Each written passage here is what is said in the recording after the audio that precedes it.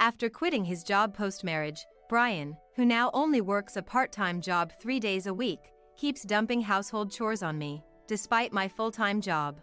To add insult to injury, he's stingy with living expenses and started ignoring me when I confronted him about using my credit card without permission. Hey, I'm at my limit. I complained after dinner one day, but Brian didn't even look at me and went upstairs to his study. Determined to talk it out, I was halfway up the stairs when I heard Brian's voice. He seemed to be on the phone with his mother, Zoe. Mom? Lily is still acting all high and mighty.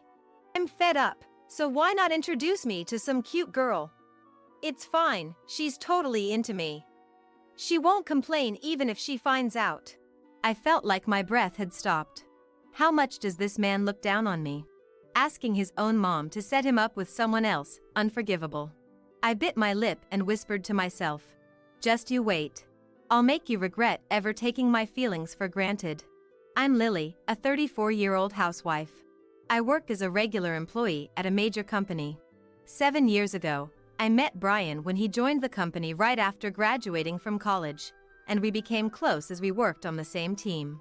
His slightly needy side was cute to me, and I was happy he relied on me, being older. After we started dating, I accepted Brian's proposal and we got married. Brian lost his dad in his teens, but I never got the impression he was a mama's boy, and we only saw Zoe at Christmas. Zoe lived a bit far away and never just dropped by, so Brian and I were having a peaceful married life. However, Brian's actions suddenly cast a shadow over everything. We can live on your salary alone, right? One day, Brian suddenly broached the subject after coming home from work. Excuse me? I quit my job today. I was shocked by Brian's nonchalant declaration. Without showing any remorse, Brian continued with a smile. From tomorrow, it's all on you to work hard, Lily. Oh, and I'm counting on you for the housework too. I'll help out a bit. I was speechless. Wait a minute. You're telling me this after the fact? Yeah. It's my decision to make. Brian had been working in a different department for a while. He didn't seem to be struggling with his job, but maybe he was stressed? Still, he could have at least consulted me before quitting. Trying not to show my disappointment, I asked, so you're becoming a house husband? I don't want to do housework all day. Then how about looking for a part-time job? I want you to contribute to our finances. All right, I'll give you money for groceries and utilities. You take care of the rest of the payments. And I'd like an allowance of $1,000. $1,000? I exclaimed in surprise, to which Brian nonchalantly replied, It's cheaper than hiring a housekeeper. His words bothered me. He must be planning to work within my tax allowance. I've never heard of someone working part-time, earning less than $10,000 a year, and getting a $1,000 monthly allowance. But I didn't want to argue, so I reluctantly agreed. Brian, with his charming smile, was very popular. Even when we got married. Why would he marry someone older? There are plenty of prettier women out there. Female colleagues were jealous. Brian must have been facing troubles I didn't know about. If job stress could make him sick, then changing jobs was the better option. I was willing to work more for that. Since he lived at home until we got married, it was understandable he wasn't good at housework. I hoped he would get better with time. But my hopes were quickly dashed. At first, he would rinse the dishes and put them in the dishwasher, even vacuum the house, but after 6 months, Brian completely stopped doing any housework. For instance, one day, after an early morning start and overtime, I came home tired to find breakfast dishes still in the sink, and a pot that only needed reheating was left in the fridge. Sorry, I've been busy too. You know, looking for a better part-time job. Brian made an excuse while lounging on the sofa. The laundry was also wrinkled, left in the washing machine. Brian, who works a 3-hour part-time job 3 times a week, was off today. I'm busy right now, Lily, can you make it? I reluctantly asked Brian as I put the pot on the stove. Just like I said before, work is really hectic for me right now. So, I'd really appreciate it if you could take on a bit more of the household chores. Leaving for work at 6 a.m. and getting back at 8 p.m. doesn't leave much time for anything else. Then Brian frowned unpleasantly. I do take out the trash and clean my own room. And I bring in the laundry when it starts to rain. Yeah, and that helps. But preparing meals alone takes up all my time. I even make your lunch. Don't get all high and mighty over that. I stared at Brian with wide eyes. Brian twisted his face and spat out irritably. Just because you earn a little, you're acting all superior. That's disgusting. You only got to be an assistant manager and earn more than me because of everyone else's support. Don't you understand that? Leaving me speechless, Brian went upstairs with his mobile phone in hand and slammed the door of his study. Since then, Brian's selfish behavior became even more apparent. If I used the dryer because I couldn't rely on Brian, he would complain later. I was planning to hang the laundry properly. You don't trust me, do you, Lily? On another sunny day, trusting Brian and not using the dryer, I came home to find the laundry still in the washing machine. During such a weekend, while Brian was out, Zoe suddenly showed up. It takes an hour and a half by car from the in-laws' house, so we only visit together at Christmas. I remember being scolded by Zoe when Brian left the room during our pre-marriage meeting. Marrying a woman 4 years older? Brian could have anyone he wanted, why choose you? Knowing that Zoe didn't like me, I wished she would leave soon but still offered her slippers. Then, standing at the entrance, Zoe snapped at me. What do you think you're doing, making Brian do all the work? Excuse me? Making Brian do the housework, you're a terrible wife. I knew we shouldn't have let him marry you. I retorted, albeit confused. With all due respect, I work full-time too, so we're sharing the chores. Though recently, Brian hardly does anything. Zoe's eyes widened, and she yelled at me. Of course you do, you're the woman. Listen, Brian is delicate and fragile. If he collapses because of you, I'll sue you. Yelling one-sidedly, Zoe left. When Brian came back from shopping and I told him about Zoe's visit. Aha. He replied indifferently. I wish you wouldn't discuss our private matters with Mom. I wanted to argue, but it felt like complaining, so I ended up not saying anything to Brian. I'm tired today. I'm busy too. Brian started using excuses like these to dump all the household chores on me and then caused an even bigger problem. When I tried to use my credit card at the grocery store on the way home from work, the payment was inexplicably declined. Shocked, I checked the app and found the card maxed out with charges I didn't recognize. Thinking it was a mistake, I contacted the credit card company and found out Brian had racked up nearly $10,000 in game charges and brand clothing purchases. He remembered the PIN I gave him when we bought an appliance and used it without permission. I couldn't overlook this and confronted Brian as soon as I got home. Why are you using my credit card without asking? You have your own, don't you? $1,000 a month isn't nearly enough. Then maybe you should work more? It's a waste to spend all your time playing games at home. Brian glared at me with a terrifying look. I braced for a yelling, but he just clicked his tongue and left the living room. His footsteps were heavy as he went upstairs, slammed the door to his study, and didn't come out for the rest of the evening. And from the next morning, he started ignoring me. Good morning. I'm off. No matter what I said, Brian would not even glance at me, sitting on the sofa and fiddling with his mobile phone. When I rushed to make and serve dinner, he would eat while laughing at videos on his phone, leaving his dirty dishes on the table before going to take a shower. And so, Brian would not make eye contact with me, ignoring any attempt at conversation. Of course, he never initiated any conversation with me either, acting as if I had suddenly become invisible. I had a plan I wanted to discuss, but under these circumstances, I couldn't bring it up. Then came the payday for Brian's part-time job. As usual, I put the $1,000 allowance in an envelope and handed it to him. Brian snatched it away and started to leave. Hey, can you give me the $700 for groceries and utilities?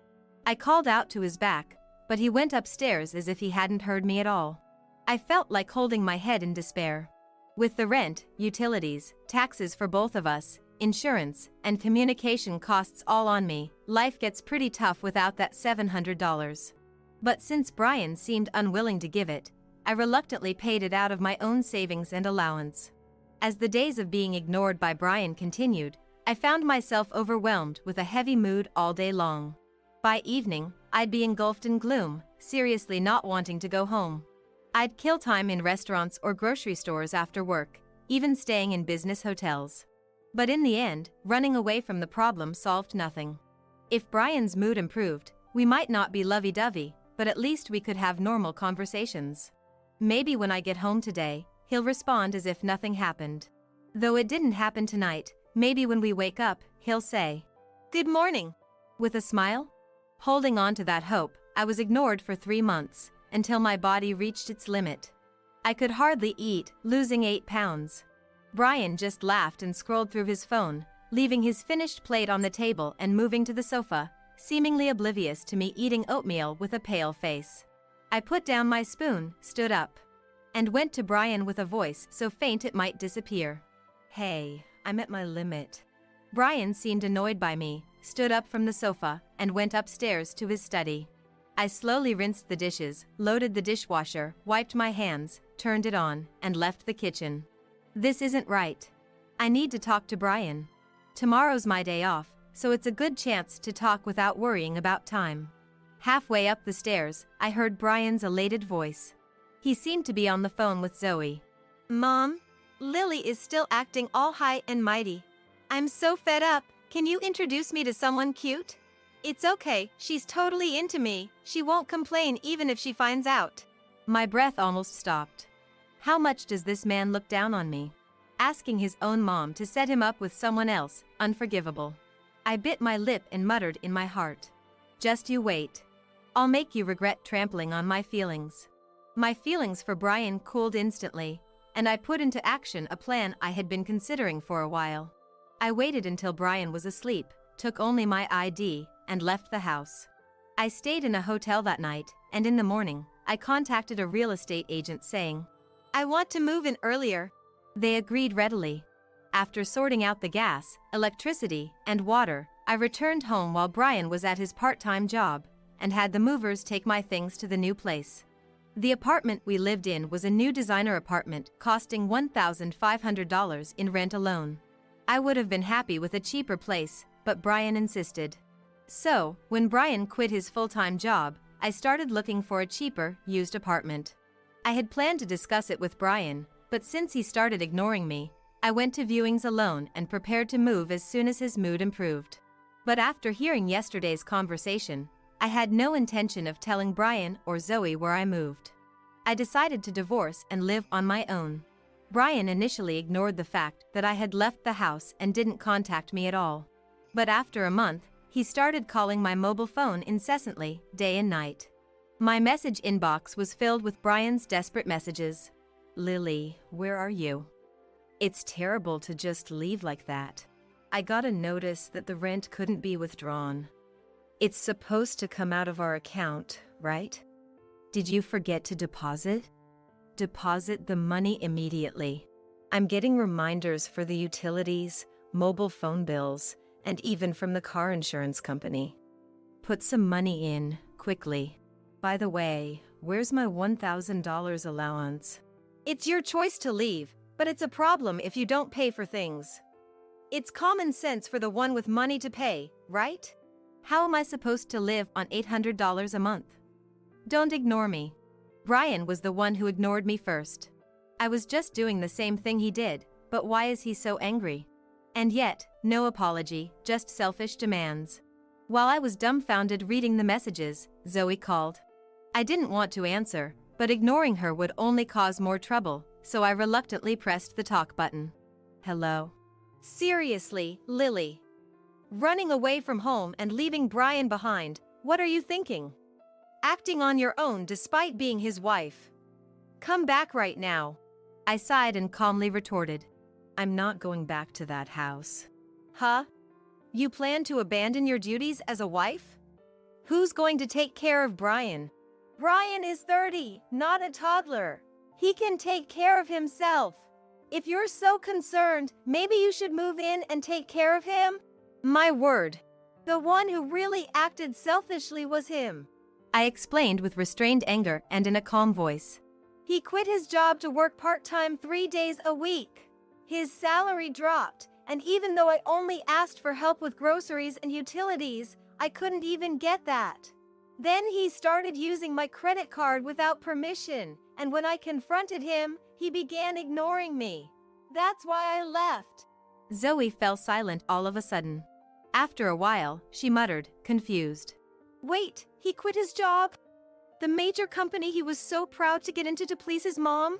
Yes. He quit suddenly one day without any discussion, saying we could live on my salary alone. Sure, I earn a decent wage because I'm his supervisor. But it was shocking when he quit out of the blue. Well, I suppose. Zoe sounded baffled. So, for the past year, Brian has been living off my salary. And he wouldn't even do the household chores. If you don't believe me, I can forward you the messages from Brian. It seemed Zoe had no idea Brian had quit his job. When I sent Zoe the message Brian had recently sent me, she explained in a soft voice. Brian has been consulting with me frequently. What about? Well, he said he's working hard, even doing overtime and working on holidays, but you hardly work because you're tired and neglects the housework. He said that you're living off his salary, yet you act all high and mighty, and that he's fed up and wants to have fun with a cute girl to relieve stress. That's what he told me. That's the complete opposite of the truth. I was utterly dismayed by Brian's lies, even to Zoe. How much more can he disrespect his life? He probably thinks Zoe will scold him and then he'll just come back home. First off, I've never heard of a mom looking for affair partners for her son. What are you thinking, Zoe? I pressed Zoe with a stern tone, and she started making excuses. Well, he says married life is tough, and he's venting. If he gets sick from stress, it'd be terrible. If matching him with a young girl makes him happy, it's a small price to pay. I couldn't get any living expenses, and after being ignored for 3 months, I was the one who nearly got sick. Besides, that's disrespectful to any woman you introduce him to. Well, handsome Brian is popular, so even though he's married, there are surely women who'd want to date him. Well, if he were still working at that company, that is. That's not the problem, I thought bitterly. It's no wonder talking to Zoe was getting nowhere, like mother, like son. It seems divorce is the only option. Divorce? It doesn't have to come to that. He's probably regretting it by now. Zoe suddenly started panicking. She cares most about appearances. She must want to avoid her successful, good-looking son getting divorced at all costs. I made it clear. Regretting? How? I'm not his ATM. It's best if he divorces me, then he can play around and spend money however he likes. That's... Lily, can't you reconsider? He needs you. Zoe pleaded, but I coldly informed her. Brian seems likely to drag out the divorce, so I'll be hiring a lawyer. Please direct any further communication through them. I'll be seeking compensation for the ignored period and the unpaid living expenses, as well as the unauthorized credit card charges. Can Brian even afford to pay that? Zoe muttered as if it were someone else's problem. If the son can't pay, then the parents will have to. What? That's why I'm asking you to let Brian know I want a divorce. I'm counting on you. Lily, please, reconsider. I hung up without listening to the rest of Zoe's plea. The next day, I called a lawyer to discuss the divorce, secured an appointment for consultation, and felt a bit relieved. While enjoying a week of paid leave in my new place and unpacking, my mobile phone signaled a message. I wanted to block Brian and Zoe's contacts, but until the divorce was finalized, there might be a need to communicate. So, I left their contacts unblocked, without setting them to reject calls. I realized it was a mistakenly sent message. It appeared Zoe, not adept with mobile phones, had accidentally posted in the family group chat thinking it was a message to Brian personally. I decided to read it as well since it was shared. Brian, this isn't what we talked about. I was humiliated. What's wrong? You quit your job to work part-time 3 days a week? There was a pause. Did you hear that from Lily? Yes. Living off Lily's salary? It's shameful for a man to earn less than a woman. Mom, don't say such outdated things. That's why I kept it a secret. Brian quickly retorts, well, nowadays there's something called a house husband, so if you were working properly, that would be fine. But working only 3 days without doing any housework and still acting all high and mighty? Anyone would want a divorce, not just Lily. Surprisingly, Zoe was on my side, likely disappointed in Brian. Stop pestering me. I won't divorce. She's in love with me and will come back regretting it soon. I couldn't help but scoff. I was stunned. Still saying such things. Where does his confidence that his wife wouldn't despise him no matter how badly he treated her come from? What happened to introducing me to a young and cute girl? That's off the table. Why? I was looking forward to it. Do you even understand your situation? No girl wants to get close to a 30-year-old man living off his wife's salary and working part-time.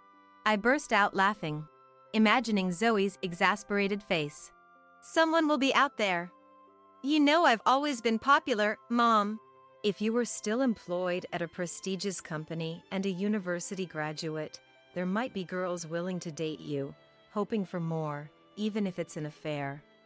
But not the current you. Really? Brian's response was ever so nonchalant against Zoe's anger. You can still make it.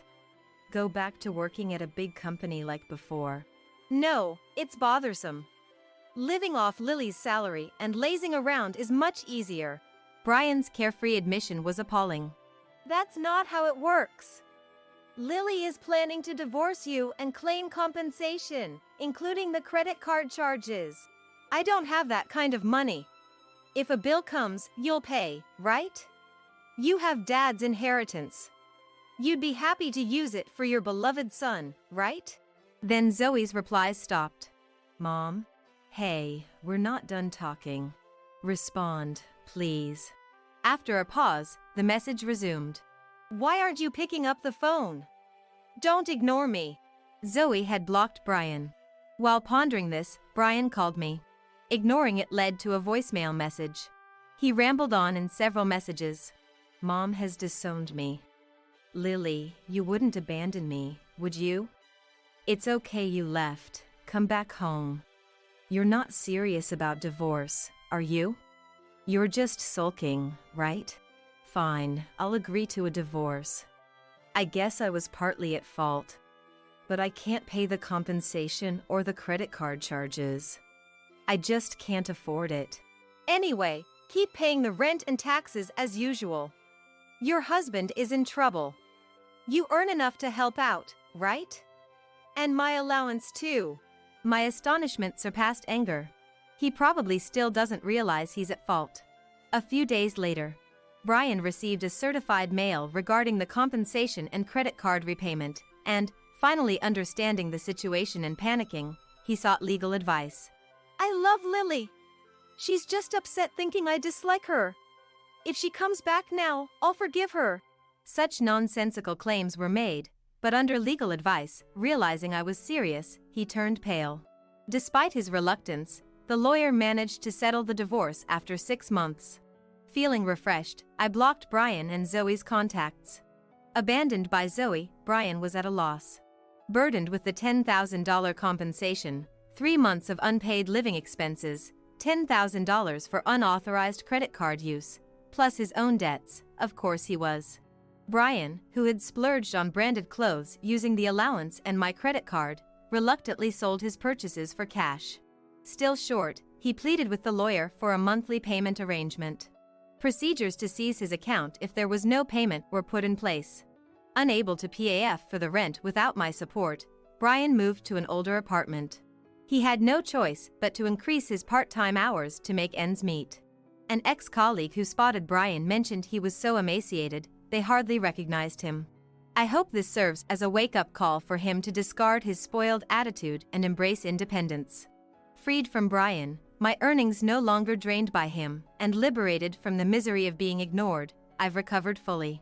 As a result of working with more motivation than ever before, I was promoted from assistant manager to manager, and with an increased salary, I'm living busy yet fulfilling days.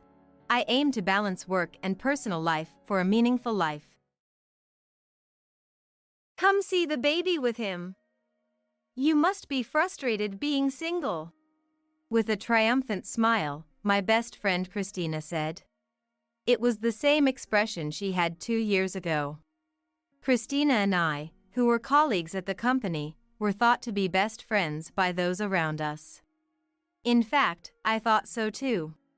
But to Christina, I was just someone to be used. Christina stole Daniel, my fiancé, and left the company boasting about it. Left behind, I quietly thought to myself, I won't forgive Christina or Daniel, who abandoned me. The moment for revenge seems to have finally arrived. I narrowed my eyes and stared at Christina. My name is Kimberly, 27 years old. Having graduated from a decent university, I was able to get a job at a fairly large company. There, I fell in love with Daniel and got engaged after 1.5 years of dating. Daniel was older than me and was good at his job. He was popular among the women in the office, and I was filled with pride back then. But what was strongest wasn't a sense of superiority, but the happiness of being able to marry Daniel. My best friend Christina also congratulated me. At that time, congratulations on your engagement, Kimberly. Thank you. I was so happy because I was crazy about Daniel. Daniel also smiled at Christina. Having friends to celebrate with, Kimberly, you have a talent for being likable. Not at all. I shook my head, not entirely displeased. That day, the 3 of us, Daniel, Christina, and I, who had finished work, were at my apartment. Christina and I were sitting across from each other at the table, so I could see her expression well. Christina seemed genuinely happy for me. How did Kimberly and Daniel end up together? I was the one who approached him. I even aggressively asked him out on dates. We went to various places for lunch and dinner together. It's fun to be together, and Kimberly is good at cooking too. Daniel was youthful in appearance and had a toned body. That alone made him a fiancé to boast about. Speaking of which, Kimberly, you suddenly started going to cooking classes. Oh no, don't say that. I was flustered. Christina was innocent, so she probably didn't mean any harm. But for me, it felt like my secret had been exposed. As I panicked, Daniel laughed. You went that far for me? I'm happy. Because I love Daniel. I blushed and looked down. Overwhelmed by the awkwardness, I stood up from my chair and fled to the kitchen. I'll get some drinks. Yeah, please do. Daniel waved his hand at me. I retreated into the kitchen and sighed. I was surprised. Christina has moments like that from time to time. She would tell others inconvenient things about someone with a smile. It was my fault for letting my guard down around her. With that thought, I opened the fridge. At that moment, laughter echoed. It was Daniel and Christina's. Really? Is that true? Yes, it is. Kimberly would bring her failed cooking attempts in a lunchbox to work every day. I tasted it once, and it was awful. But it was delicious when Daniel ate it, right? Of course. The presentation was beautiful too. You worked hard, Kimberly. Christina laughed as if she was impressed. I hurried back to them with a beer in hand. Christina, let's drop that topic, please. We're engaged after all. I thought this conversation was already had. Christina said, her smile fading from her face. As she pouted like a child. Look, Daniel, Kimberly is being tough on me. Christina. Just kidding. Saying that, Christina smiled again. I felt uneasy about Christina's attitude, as she never apologized until the end. Daniel's demeanor gradually became more sullen. I have a night shift today, so we can't meet, he said, and stopped coming to my apartment. At first, I thought it was inevitable because of work. But one day, while talking to Daniel's colleague, I learned a shocking truth. Daniel seems busy these days, doesn't he? Daniel? No, our department is slow right now, so there's no overtime. What? I was stunned. When I confronted Daniel on his way home, he looked awkwardly down. What's the meaning of lying? Sorry. Kimberly, wait. Christina had been listening in from some point and was standing there. She stood not by me, but by Daniel and took his arm. I was the one holding him back. I started going to cooking classes recently, inspired by Kimberly, and I had Daniel taste test and give me advice. Wait a minute. I couldn't comprehend what Christina was saying. Fueled by anger, I glared at Christina. Why are you copying me? And Daniel is my fiancé. It's strange to meet secretly, isn't it? There's nothing strange about it. Christina suddenly twisted her mouth. It was a creepy smile. I didn't know Christina could make such a face. It's not strange. If Kimberly had a chance, I think I have the right to try under the same conditions. Christina snuggled up to Daniel and smiled. He ended up liking me more than you. What? I looked at Daniel in disbelief. What was Christina talking about? It was a bad joke. Daniel, you're tired. You don't have to stick around Christina anymore. Sorry, Kimberly. Daniel whispered an apology. Before I could say anything more, he hugged Christina. Wait. I've always liked Christina. But you were always there, honestly getting in the way. But since you was so devoted, I thought about marrying you instead. What is that supposed to mean? Sorry, Kimberly. But that's how it is. Christina said with a triumphant look while still in Daniel's embrace. Thanks for your hard work until now. From now on, I, who truly love Daniel, will support him. Wait. That's not. I felt darkness closing in around me. Despair crept up from my feet. They quickly left. The next day, Daniel broke off our engagement and announced his new engagement with Christina at work. 2 years have passed since then. The whispers about Daniel disappeared with his promotion. I've continued to work, bearing both sympathy and ridicule from my colleagues, until today. Until I met that person. Huh? Isn't that Kimberly? Christina. I heard a voice I didn't want to hear. Looking across the street, she was walking towards me. Why did I have to run into her on a weekend afternoon? She was draped in branded bags and accessories. Given Daniel's current position, such luxury wasn't impossible. Kimberly, are you still living in that apartment? What do you want to know for? Just wondering. I thought I might visit again. Or maybe you could come to my place. Hey, that would be better, wouldn't it? She was presumptuous. I frowned and was about to leave, when Christina called out from behind. Come see the baby with him. You must be frustrated being single. Christina. I sighed and stopped. When I turned around, Christina was smiling. The triumphant look on his face was the same as it was 2 years ago. Fine. When should I come? The sooner, the better. How about tonight? You must be free, right? I'm not free, but I'll come anyway. Good. Christina smiled, her face contorting as if in a grimace. That night, I drove according to the map I received. Daniel and Christina's house came into view. It was a grand and tasteless house, just like Christina. I'm here, Christina. I've been waiting, Kimberly. How does it feel, the air of a married couple? It must be hard for single Kimberly, but bear with it. Don't worry about me. I said, cutting off Christina's chatter. Then, let me introduce my family. Christina's face froze in astonishment.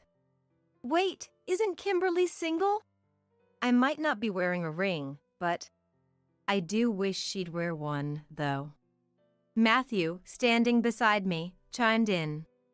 Matthew is my husband. Though he's been divorced, he values our marriage all the more for it. Christina, what are you doing? Oh, Daniel. Long time no see. I casually waved and greeted him. Daniel was taken aback. First by my appearance, and then, a moment later, by Matthew's presence. The president? What? Hearing Daniel's voice, Christina also became flustered. Ignoring them both, Matthew laughed. Nice to meet you. I'm Matthew, Kimberly's husband. And this is our daughter, Brittany. Pleased to meet you. Brittany greeted them. She's turning 9 this year. Despite her age, she's composed and mature. What do you think of my family, Christina? What do you mean, what? Why? Christina screamed, her face turning red. Why is Kimberly married to the president of the company? Hearing Christina's outcry, I remembered the day. I met Matthew in the company's break room. When I was feeling down and tired of the bad-mouthing alone, Matthew approached me. What's wrong? It's nothing. I looked up at Matthew with caution. Being tall, I had to look up to see his face. But that didn't matter to me at that time. I think I had reached a state where I expected nothing from anyone else. So, I didn't mind telling Matthew about Christina. After all, it was already well known within the company. They're terrible. Matthew frowned as he said that. It's my fault for not being appealing. That's what everyone says. No, it's not your fault. The fault lies with those two. It was the first time anyone had said that to me. So, I was happy and called Matthew my savior. Savior? Yes. You've made me feel so much better. So, Matthew, you're my savior. I said that and was about to leave. When Matthew, with a solemn look, spoke to me. If I'm your savior, then let me be the one to rescue you. That's how I started dating Matthew, and at the same time, the bad-mouthing about me faded away. I didn't understand why at the time. I only found out Matthew was the president after he proposed to me. No wonder the bad-mouthing stopped. After all, I was dating the president. Why didn't you tell me? It was hard to bring up. But my desire to be with Kimberly is genuine. Seeing Matthew smile sheepishly, I couldn't bring myself to say anything more. By that time, I had also gotten to know Brittany. Brittany had started calling me Mom. And so, I became Matthew's wife. Remembering that, I couldn't help but give a wry smile. Who would have thought Matthew was the president? But now, I'm happy. Yes, I'm sure you are. Christina's voice sounded like she was holding back anger. Well, you are the president's wife. It's not about that. Matthew is kind and thoughtful, and Brittany is honest and adorable. I'm happy because I got to become a family with them. So, you came here to show off. That's in poor taste, Kimberly. I was appalled by Daniel's misplaced remark. I didn't come here on my own. Christina was the one who insisted. You know she won't take no for an answer. I just went along with it. Is that true, Christina? Well, Christina's face looked like she was about to cry. To Christina and Daniel, who were feeling down, Matthew said cheerfully. Promoting Daniel was a way of thanking him for being kind to Kimberly in the past. Yes. But that ends today. From now on, I'll be the one make her happy. Daniel, you're going back to being a regular employee. What? Daniel let out a scream. Naturally. He must have bought a house based on his current income. But losing his position now would mean a significant drop in income.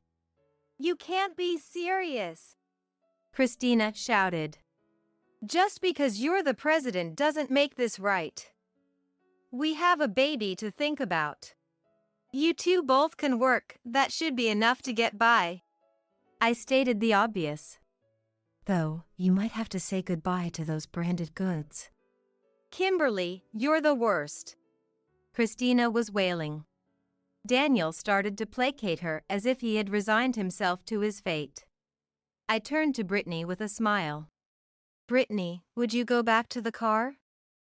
This isn't something I want you to see. Okay. Brittany nodded and headed back to the car. Shall we head back too? Yes, let's. I started walking away with Matthew. Christina's crying could still be heard. The news about Daniel being demoted to a regular employee became a topic of gossip within the company. It's not like Daniel was exceptionally talented. I want to place someone more competent in Daniel's position. Matthew said this and then looked at me. What do you think? Kimberly, would you like to give it a try? Me? No way. Really?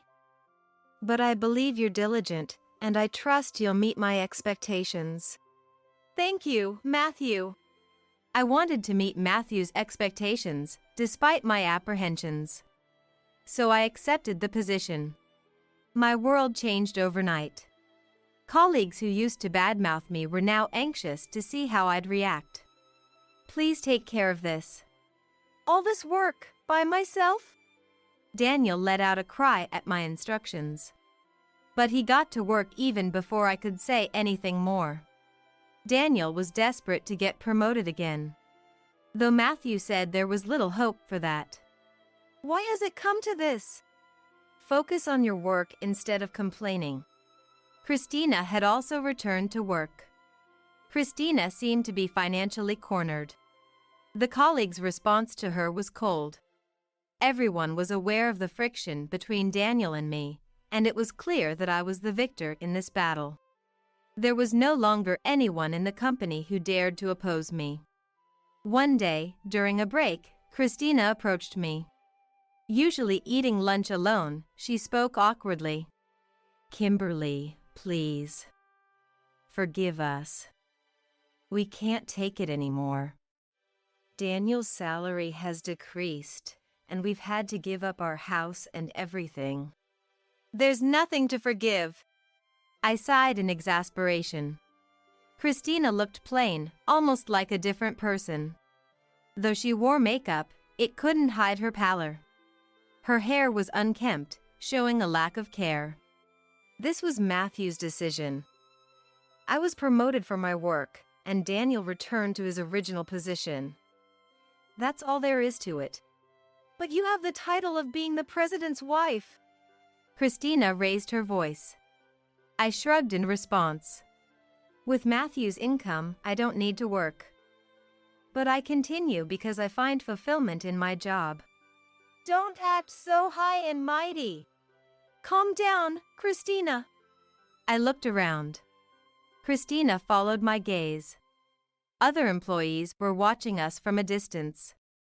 She seemed to shrink, realizing that causing a scene would only worsen her situation.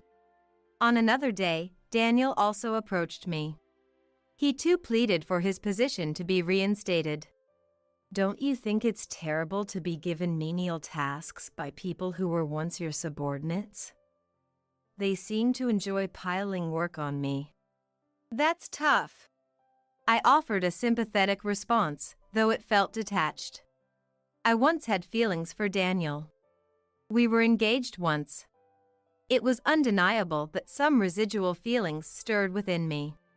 But that was all there was to it. Now, I am Matthew's wife. I love him, and I think of Brittany as my own daughter. There was no love left for Daniel. Keep up the good work. You even have a child with Christina. Christina always cuts corners with meals, I feel sorry for the kid. I regret it.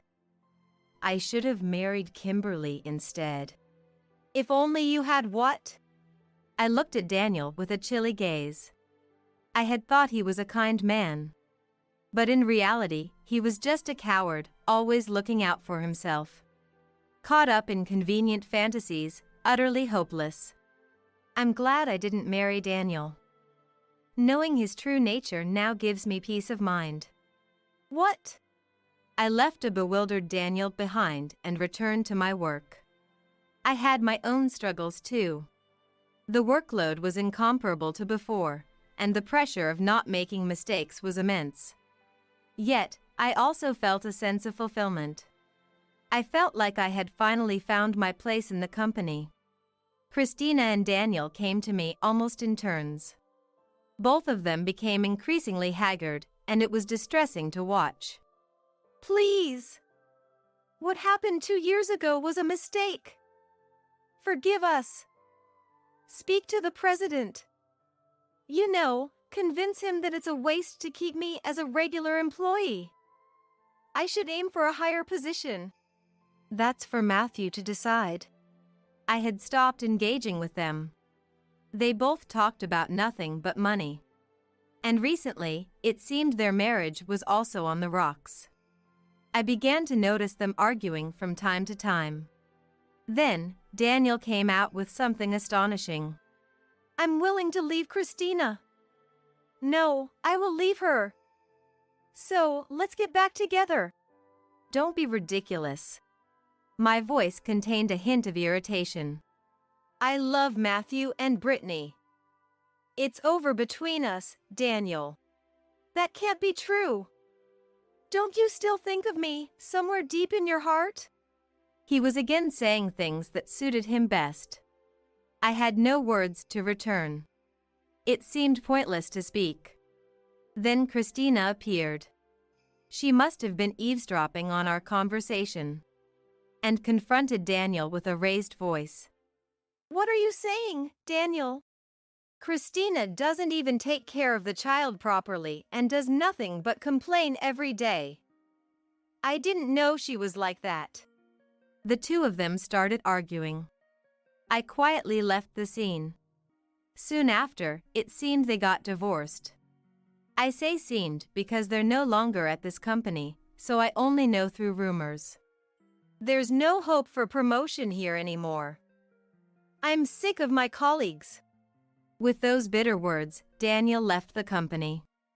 Christina also left around the same time. Later, she appeared several times in front of the company, begging me to lend her money, but I didn't entertain her requests. Christina, you need to manage on your own. Don't be like that. As the president's wife, you must have more money than you need. Don't talk like that. I frowned. Matthew's assets exist as a result of his hard work. It's unfair to talk as if the money just appeared out of nowhere. But it seemed my words didn't reach Christina. You're heartless. You're no best friend of mine. That was the last line I heard from Christina the last time we met. I couldn't help but scoff. Best friends. The feeling was mutual. The moment you took Daniel from me, we ceased to be best friends. Maybe we were never truly friends to begin with. I muttered to myself, alone. I continued to work at the company. However, after finding out I was pregnant, Matthew and I decided that I would leave the company. Financially, we had no worries. I could also ensure more time with Brittany. Let's spend lots of time talking together, Brittany. Yeah. I'm also excited about the baby. Brittany smiled as she gently touched my growing belly. Matthew watched us with a fond smile. Brittany has a little brother. His name is Andrew. Andrew. She adored and took great care of Andrew. Despite her maturity, Brittany had felt lonely with both parents working. She became more affectionate towards me, and I grew even fonder of her. Mom, Andrew smiled. Do you think he knows I'm his big sister? He might. I stroked Brittany's head, who was beaming with pride. Matthew, busy with work, often came home late, concerned about the limited time to talk with the kids. How about we go out this weekend? Where to? Anywhere is fine. Whether it's a barbecue or an amusement park.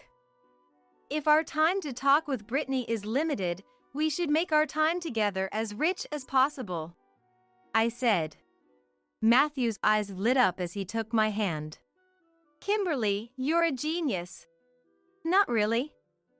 But more importantly, shall we go check on the kids sleeping? With my suggestion, Matthew nodded. Hand in hand, we headed to the children's room. Brittany was sleeping. She was wrapped in her bed, breathing peacefully in her sleep. She's grown so much, he murmured, touching Brittany's cheek gently. She smiled as if tickled, but showed no signs of waking. Surely, she would have sweet dreams tonight. We then moved to our bedroom. In the crib beside us, Andrew was sleeping. His hair was starting to grow in, and his features resembled Matthew's more than mine. Yet, Matthew said, Andrew looks like you, he said with a smile. But he has your mouth, Matthew, don't you think? Really? I think the area around his eyes is just like Kimberly's. We exchanged these gentle words and laughed together. Life had its hardships and unpleasant moments, but I was undeniably happy now. I've been meaning to say this for a while. I don't like anything about you. We're gonna live as a family from now on, so get out of this house, stop interfering in our lives. When I voiced my opinion to my son's wife, Tabitha, who was neglecting her responsibilities as a mother, she became visibly angry. Fuming, she stormed out of the living room, spewing aggressive words. I get it. Just so you know, the house is in my name. Let's change that. If it means cutting ties with you, I'd do it right now. Tabitha had wanted to sever ties with me. Oblivious, she happily accepted my agreement. She was too naive to realize what she was getting into. She had no idea that changing the house's title would lead to her downfall. This all happened before my grandson was even born. My name is Emily. I work as a CPA and I'm a career-oriented woman. My family consists of just my son. My husband passed away from illness shortly after my son was born. He was a man of strong principles, and I was utterly devoted to him. When he died, I was devastated and even thought of ending my life. However, my son Lucas became my only treasure and gave me a reason to live. He's like a ray of sunshine, reminding me that I need to protect him. And that's what inspired me. My son had always been my rock. It wasn't that he did anything special for me, but his passionate cries for me, his mother, gave me the strength to keep going until today. Now he's a grown man, a member of society. He studied like mad, even landing a job at a big corporation. As a mother, I couldn't be prouder of how he's turned out. Then, when he was 26, he married Tabitha, his long-time girlfriend. They moved into a brand new house, and he began suggesting I should move in with them. Don't you think it'd be awkward if I lived with you? Newlyweds and all? Tabitha and my son came over. During our casual conversation, Tabitha answered my question. Actually, I was the one who asked Lucas. I really wanted to live with you. Tabitha, you're such a good person. Lucas is lucky to have you. Hey mom, don't overstep. Based on those heartfelt words from her, I was genuinely touched. Tabitha, a dependable person, is 6 years older than my son. As an older wife, her assertive no-nonsense demeanor really won me over, but she was also considerate and pleasant. I had no worries about moving in with them. It seemed like it would be a bright and enjoyable life, so we began our life together. Everything was smooth sailing initially. However, things took a sudden turn. Soon after moving in, Tabitha got pregnant. We were all thrilled. Citing health reasons, Tabitha quit her part-time job, and she decided to be a homemaker, supporting the household. My son continued to work hard, and I also contributed while working. And then finally our grandson was born. We all thought, now let's give it our all as family. But then, my son got unexpected news. His company was expanding globally, and he had to go overseas to support a new branch for a few years. The timing couldn't have been worse. My son was heartbroken. I want to stay here. I still want to be with my kid. Despite his lament, off he went overseas. So that left the three of us, Tabitha, my grandson, and me. When my colleagues asked me if I wasn't uneasy about staying alone with my daughter-in-law, I never had such thoughts. With a kind Tabitha and a cute grandson, we could manage. Or so I thought, content. Little did I know, I'd regret that relief. Tabitha had been severely sick during her pregnancy and hadn't been able to do any housework. Luckily, I lived with them and took over the chores, but perhaps that was a mistake. Even after our grandson was born, Tabitha didn't lift a finger around the house. Worse, she would often spend her days aimlessly, not even properly looking after our grandson. Finally, I had to confront her. Tabitha, you're a mother now. Do you have any sense of responsibility? On that particular day, Tabitha was about to leave the house, leaving our grandson with me again. I stopped her at the entrance and took her to the living room for a serious chat. Don't I always look after him while you're not around? Can I take a break sometimes? A break? You're out almost every night. I'm not a maid or a babysitter, you know. I get it. But hearing a baby cry all the time gets to you. Can't I have some freedom? I felt a surge of irritation at Tabitha's scoffing tone, but showing my emotions might only aggravate her more. This was a dangerous path. I couldn't even face my son, who trusted me with his home, if she decided to neglect her duties as a mother. Something had to change. Taking a deep breath, I calmed my emotions. Trying to sound reasonable, I carefully choose my words for Tabitha. Could you maybe go out a bit less often? I have a job too, you know. I can't afford to be out and about every day. I make my request as humbly as possible, attempting to find middle ground, but she just starts laughing at me. Don't act like your job is so draining. I'm the one who's tired from taking care of the child. You're living here because of me, so show some consideration. I later realized she never understood what my job as a CPA entailed. Although I'd explained it when she first joined the family, it seemed she never really got it. Probably assumed it was some run-of-the-mill office gig. This conversation made it pretty clear she thought anyone could do my job. You should be thanking Lucas for even allowing you to live here, so please pull your weight a little. I don't have time to work. I raised an eyebrow at her comment as if she's the one bringing in the money. Our life is financed by my son, her husband. She probably thought otherwise. That was a big mistake. My son's income went straight into savings for our grandson, because I'd offered to support that. The day before going abroad, my son and I had a discussion. I'll cover your living expenses too, Mom. I declined my son's generous offer. Just living together was enough for me to be grateful. I'd handle all the costs, living expenses, mortgage, everything. I let him know that he should save his money for my grandson's future, but telling this to Tabitha might make her uncomfortable. So I had asked my son to keep this a secret. So in Tabitha's eyes, I was just a parasite, contributing nothing to the house and relying on my son. That's probably what she thought. As days went by, Tabitha's attitude became increasingly arrogant, and she started to look down on me more and more. Life went on like this, and by the time my grandson turned 3, I had entered my 50s and started to feel my body deteriorate. I was worried that if this lifestyle continued, I might hit my breaking point.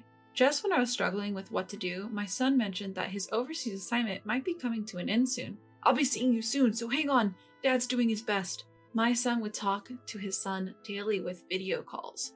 My grandson's development was slow at this point. He still struggled with speech. Despite that, he would lovingly express himself sometimes, uttering the word Papa or using gestures. Both my son and I were totally smitten with him. However, Tabitha seemed uninterested, always fiddling with her phone next to us. Talking about her issues with my son overseas was hard, so each day was filled with worries. Then, something happened. I got home late one day, too late to prepare dinner. I thought surely she'll take care of things just for today. As I parked my car, I could hear my grandson's crying from outside the house. I rushed inside to find the laundry undone. My grandson, still in his diaper, was scratching his bottom and crying for a change. Where was Tabitha? I looked around and spotted her lazily asleep on the living room sofa. I couldn't believe she'd sleep while our grandson was crying like that. In sharp contrast to my wailing grandson, Tabitha snored away, clearly deep in sleep. Stress and exhaustion from work had reached a breaking point, so I forcibly woke her up. Wake up! What are you doing? Alex, stop yelling at me, you're too close. As I yanked the blanket off of her, Tabitha groaned and clicked her tongue. Stretching and yawning, she sat up lazily. Her lethargic demeanor really got under my skin, my own frustration reaching new heights. How could you sleep while the child is crying? I'm tired too, okay? Don't yell right after I wake up. I can hear you, you know. Tired? What are you tired from? You don't even do anything around the house.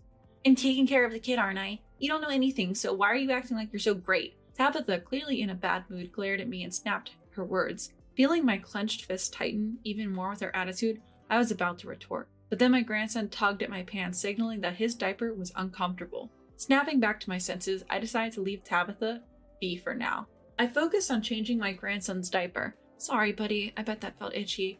I'll change you right away." My tone was night and day compared to how I spoke to Tabitha, soft and tender as I changed the diaper. Yet even after the diaper change, my grandson kept crying. Confused, I then remembered that Tabitha had been sleeping. "Could it be you haven't eaten either?" Not sure if my grandson would understand, I asked him anyway. It seems like my grandson is frustrated by his inability to speak, as his tears show no sign of stopping. However, in an earnest attempt to communicate his feelings, he rubs his little tummy in circles, making a gesture to indicate he's hungry. Angry but holding it back, I rushed to prepare some food. Once he was finally eating, he laughed innocently while watching TV. I finally felt at ease. I sat down and collapsed onto the table. Today had been exhausting. Why do I have to go through all this? It's all because she won't take care of the house or the kid. The forgotten anger surged back within me. To make matters worse, I heard Tabitha's voice coming from upstairs. "Is this for dinner? There's no meat?" She grimaced at the fish-centered meal and started complaining. Something snapped at me and I told her to sit down. "We need to talk. Sit." Is this going to take long? I was about to go.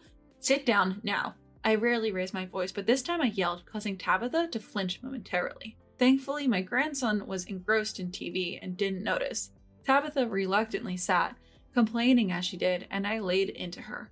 "I won't tell you to stop going out or to stay home all the time, but you've been exceedingly indifferent towards your child." "Indifferent? That's a bit much."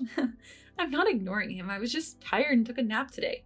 "Being tired because you've been out at night, of course you'd be drained during the day. Why do I have to be lectured for just taking a small nap? Do you even realize the time? It's already 9 p.m. Sleeping is not an option right now." "Well, it's done and there's nothing we can do about it." She had been quietly listening at first, but it was clear her patience was wearing thin. Her tone changed, and she began to glare and argue back. "Do you even feel like a mother? He is your son, you know."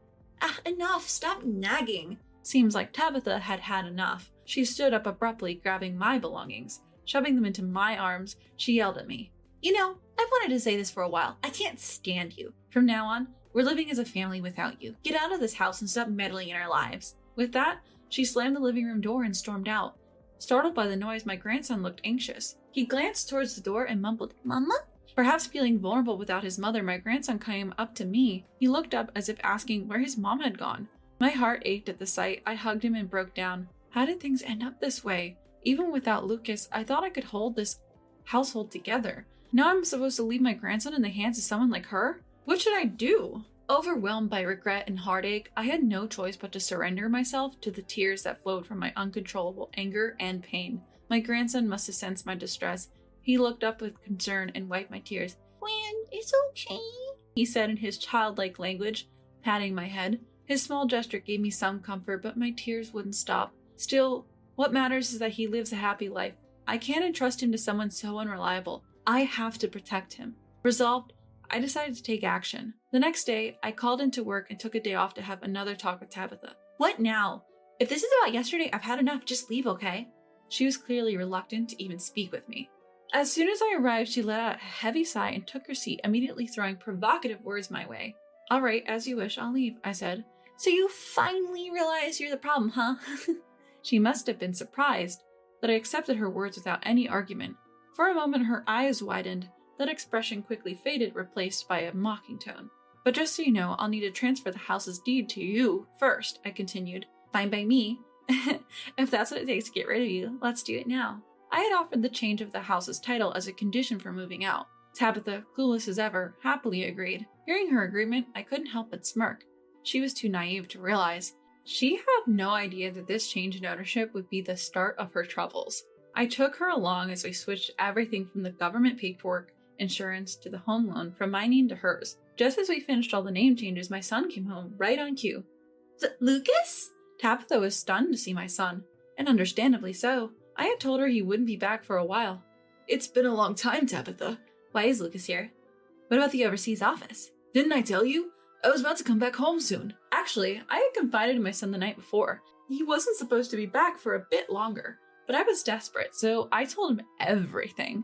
I decided to stop pretending and be honest about what had been happening. To be truthful, I had given up on the idea that telling my son would make any difference. However, his boss at his new posting turned out to be a really good person. When I explained the situation at home, the boss immediately arranged everything for him to come back, from flights to logistics. So, while I bought time with the name changes, my son returned. We got to see each other before I completely left the house. "Tabitha, you've done some terrible things to my mother and family." Just by seeing his face, she must have sensed it. He was furious. Tabitha was visibly shaking, and it was clear she was scared.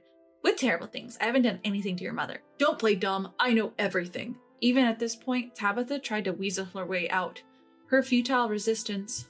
As I had those thoughts, my son seemed to speak for me as he looked down at her with a big grin. Standing tall with his arms crossed, he exuded authority. The force he projected while looking down from his 6-foot height was overwhelmingly strong. "Look, you've got it all wrong. Mother-in-law, you've never contributed financially, but you're always nagging.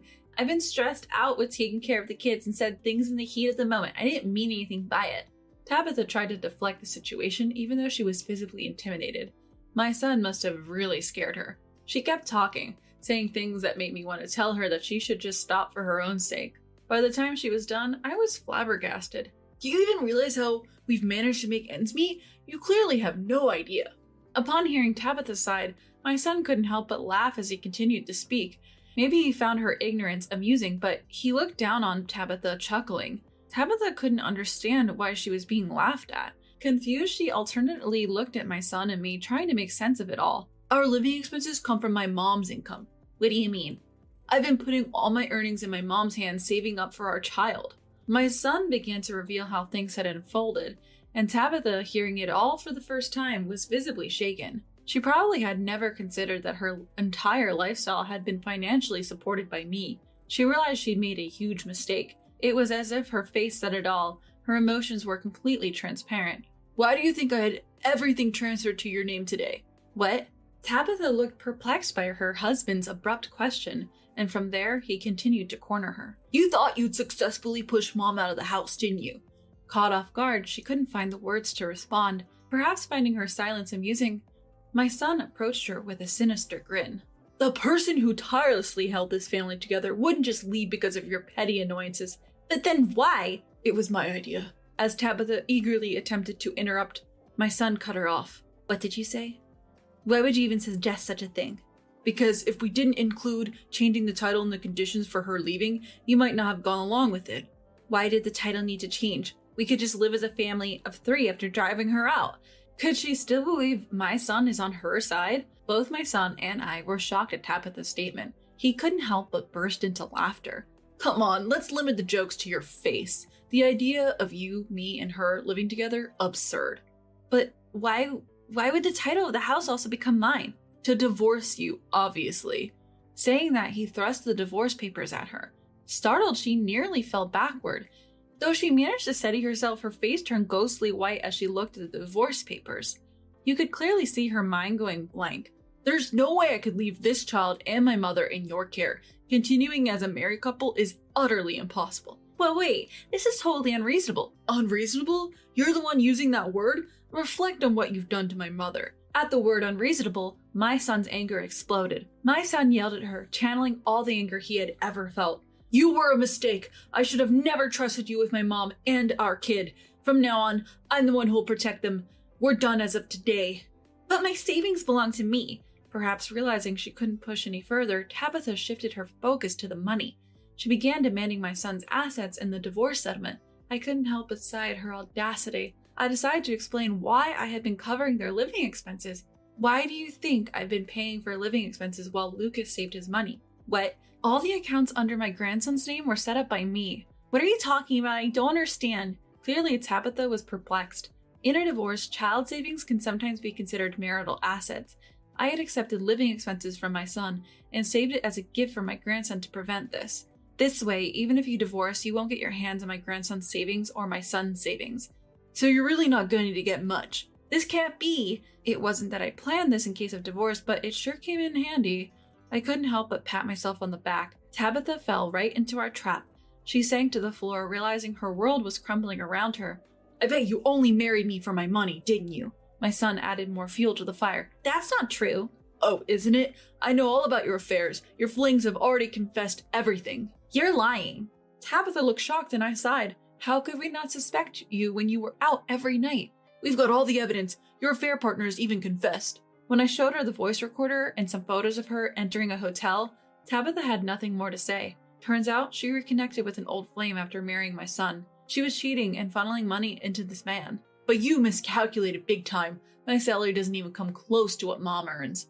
You mean your mom, the office worker? How could she possibly earn more money than you, Lucas? The income of a CPA grows with experience. So what? She's making like 100,000. 100,000? Tabitha was flabbergasted when she heard my salary. Don't regret your ignorance now. My mom isn't someone you can look down on. But if I just work harder, I could... Tabitha! I cut her off. I couldn't stand listening to her any longer and intervened. No matter how much you cry or scream, you can't change the facts. Stop making a fool of yourself. After hearing that, she bit her lower lip, a look of regret on her face. Then, through tears, she begged my son, anything but divorce, probably realizing it's tough for a jobless 35-year-old woman to start over. She was desperately appealing to my son for some sort of lifeline, but my family-oriented son wasn't about to let her off the hook. You're gonna pay for this, he said. And he did just that. He filed for divorce, mediation against her unwillingness, and he made claims for emotional damages I had suffered, and even for child neglect concerning our grandson. Thanks to that, she found herself buried in debt. With a home loan still to pay, it seems she had no choice but to declare bankruptcy. I'm not sure what happened to her after that, but rumor has it she's scraping by on TANF.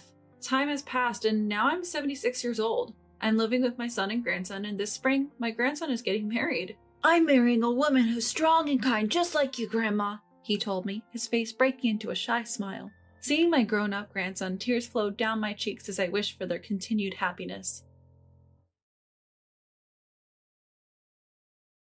Why didn't you come to Mom's funeral, sis? What? I never thought you were such a terrible person. I was at a loss when my younger brother suddenly said this to me over the phone. But there was no sign of lying in his sobbing voice. James, Mom passed away 5 years ago, you know? My name is Jessica, a 30-year-old office worker. I'm dating a man named Robert, and we've just started seeing each other. He's serious about marrying me and wants to meet my parents soon. But I feel guilty about that.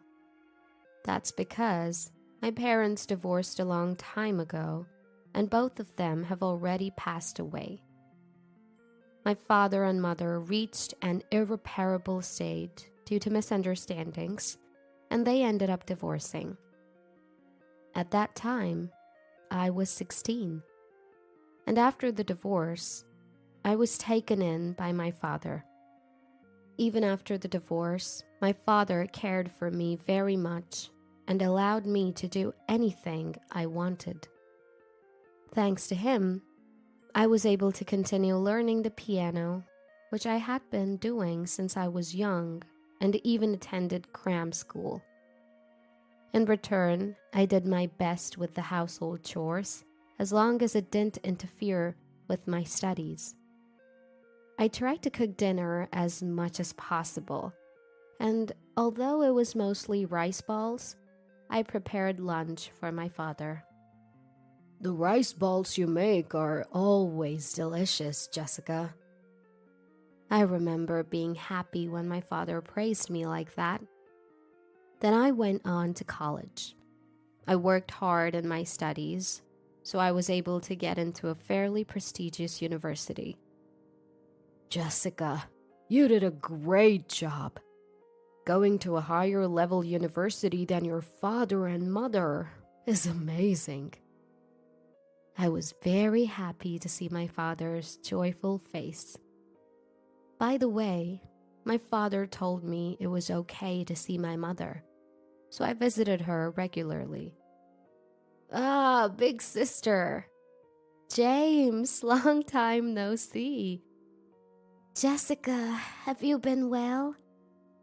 Yeah, how about you and James, Mom? I'm fine, and James has more energy than he knows what to do with. After the divorce, my mother lived with my younger brother, James. James is 7 years younger than me, and he was 11 when I decided to go to college. My elementary school-aged brother still had an innocent look, and he always looked very happy to see me. I was sad not to live with my brother, but I was happy to see him healthy and well when we met regularly. Jessica, you got into college? And it's a pretty tough one, isn't it? That's amazing. Sis, you're awesome. Thank you both. Let's go out for steak to celebrate today. Really? Yay! Wow, steak! Even though my parents were divorced, I had a good relationship with my mother and brother, and I always felt happy when I saw them. But after I started college, my mother remarried another man. Since then, it became difficult to see my brother. My husband wants me to get used to our life together, so he doesn't want me to see my previous family too much. Is that so? I felt mixed emotions when my mother told me this over the phone. Of course, I don't mind, and I'm very happy that my mother has remarried and found happiness. But I don't want to lose the opportunity to see my brother. Can't we just reduce the frequency of our meetings? I'm sorry, but James is entering adolescence, and I don't want to confuse him too much. I see. But once we get used to our new life, I'm sure my husband will let us meet. Yeah, I understand. I wasn't really convinced, but I didn't want to protest and risk ruining my mother and brother's relationship with their new father, so I decided to endure it. After that, I finished college and got a job. During that time, I couldn't see my brother or mother. It's been 4 years. They could let me see them at least once. No, maybe they're living such fulfilling lives that they don't need to see me anymore. My brother, who was 11 at the time, is now 15. I want to send some encouragement to my brother, who is preparing for private high school entrance exams. With that thought, I bravely called my mother. Then I heard an unfamiliar man's voice. Hello, who is this? Isn't this my mother's number? Are you Jessica by any chance? Yes. I'm David, the man who remarried your mother. She is busy right now, so I answered the phone. Oh, I see. What's the reason for your call?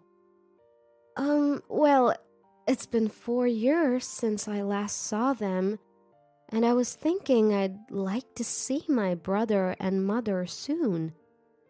When I said that, the man named David made a surprising statement. Really? You haven't seen them? What? I thought you were meeting them regularly. No, I haven't seen them at all. I see. Maybe your mother doesn't want to see you. What? Actually, when I mentioned your name just now, my wife didn't react at all. That can't be. Is James not around? I at least want my brother to respond to my call. I was thinking that, but David said, James is right next to me, but he's just playing a game and not reacting at all. It seems like they've both forgotten about you and adapted to their current lives. They're both living happily. So, could you please leave them alone? I'm gonna hang up now. With that, David hung up. I was so shocked that I couldn't move for a while after the call ended. I didn't want to believe that my brother and mother had forgotten about me and were living their lives. When I consulted my father, he said, That's strange. Those two love you, Jessica. And called my mother. But she told him, Please don't call again. And in the end, we couldn't meet or talk to my mother and brother. After that, I became busier with work and couldn't see my brother and mother, and time passed with them still in the back of my mind. Then, about 3 years after that phone call, I received sad news. What? Mom! It was a notification that my mother had died in a traffic accident. I rushed to the hospital. In the room where the hospital staff guided me, I saw my mother's lifeless body. Her face looked as if she was just sleeping, with her eyes closed and a gentle expression. No, Mom! I hadn't seen my mother in 7 years. I never thought I would meet her again like this. Sis? James! As I was mourning my mother's death, my brother came into the room. My brother, whom I hadn't seen in 7 years, had grown up completely. It's been a long time. Why didn't you come to see us? What? Did you start hating me and Mom? Wait a minute. It was your stepfather, David, who told me not to see you. Dad? Dad would never say something like that. What? Dad's an amazing person, and I look up to him. So he wouldn't say something like not meeting with you, sis. What? My brother seemed to trust our stepfather, David, quite a bit. They must have formed a strong bond over these 7 years. Then, a man who appeared to be David arrived. Hi, it's our first time meeting in person, isn't it? Hello. David was a man in his early 50s, with an ambitious look about him, like someone who could really get things done. I've seen various company employees in my work, and somehow he gave me the impression of being a bit cunning. I'm really shocked that my wife passed away so suddenly. The funeral will be held soon, so I'd like both you and your father to attend, Jessica. Understood. There were many things on my mind, but the priority was my mother's funeral. My father and I attended my mother's funeral together and saw her off. The funeral went without incident, but there was a dispute over the inheritance. Jessica hasn't seen my wife in 7 years. So, could you please give up the inheritance? What? Wait a minute. Wasn't it David who didn't let me see her? As I said that, my brother interrupted. Sis, are you still saying that? How many times do I have to explain that Dad would never do that? James, believe me, your stepfather told me not to see you and Mom anymore. He told me to leave you alone. No matter how desperately I pleaded, my brother wouldn't believe me. Oh dear, it seems I've become the villain here. Dad's not wrong. Sis is just saying weird things. James. Sis, I don't really understand inheritance, but will you give it up? What? I should at least receive the minimum inheritance, right?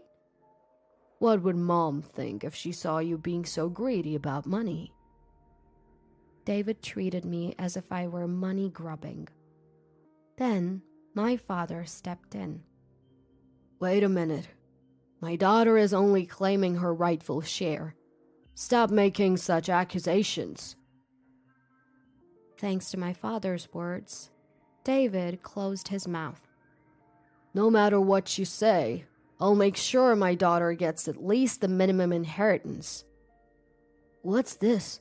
Are you and Sis conspiring to make things difficult for us? That's not the case. This is just a claim of rights. The discussion was difficult, and in the end, I was able to receive only the minimum inheritance, but a rift formed between my brother and me.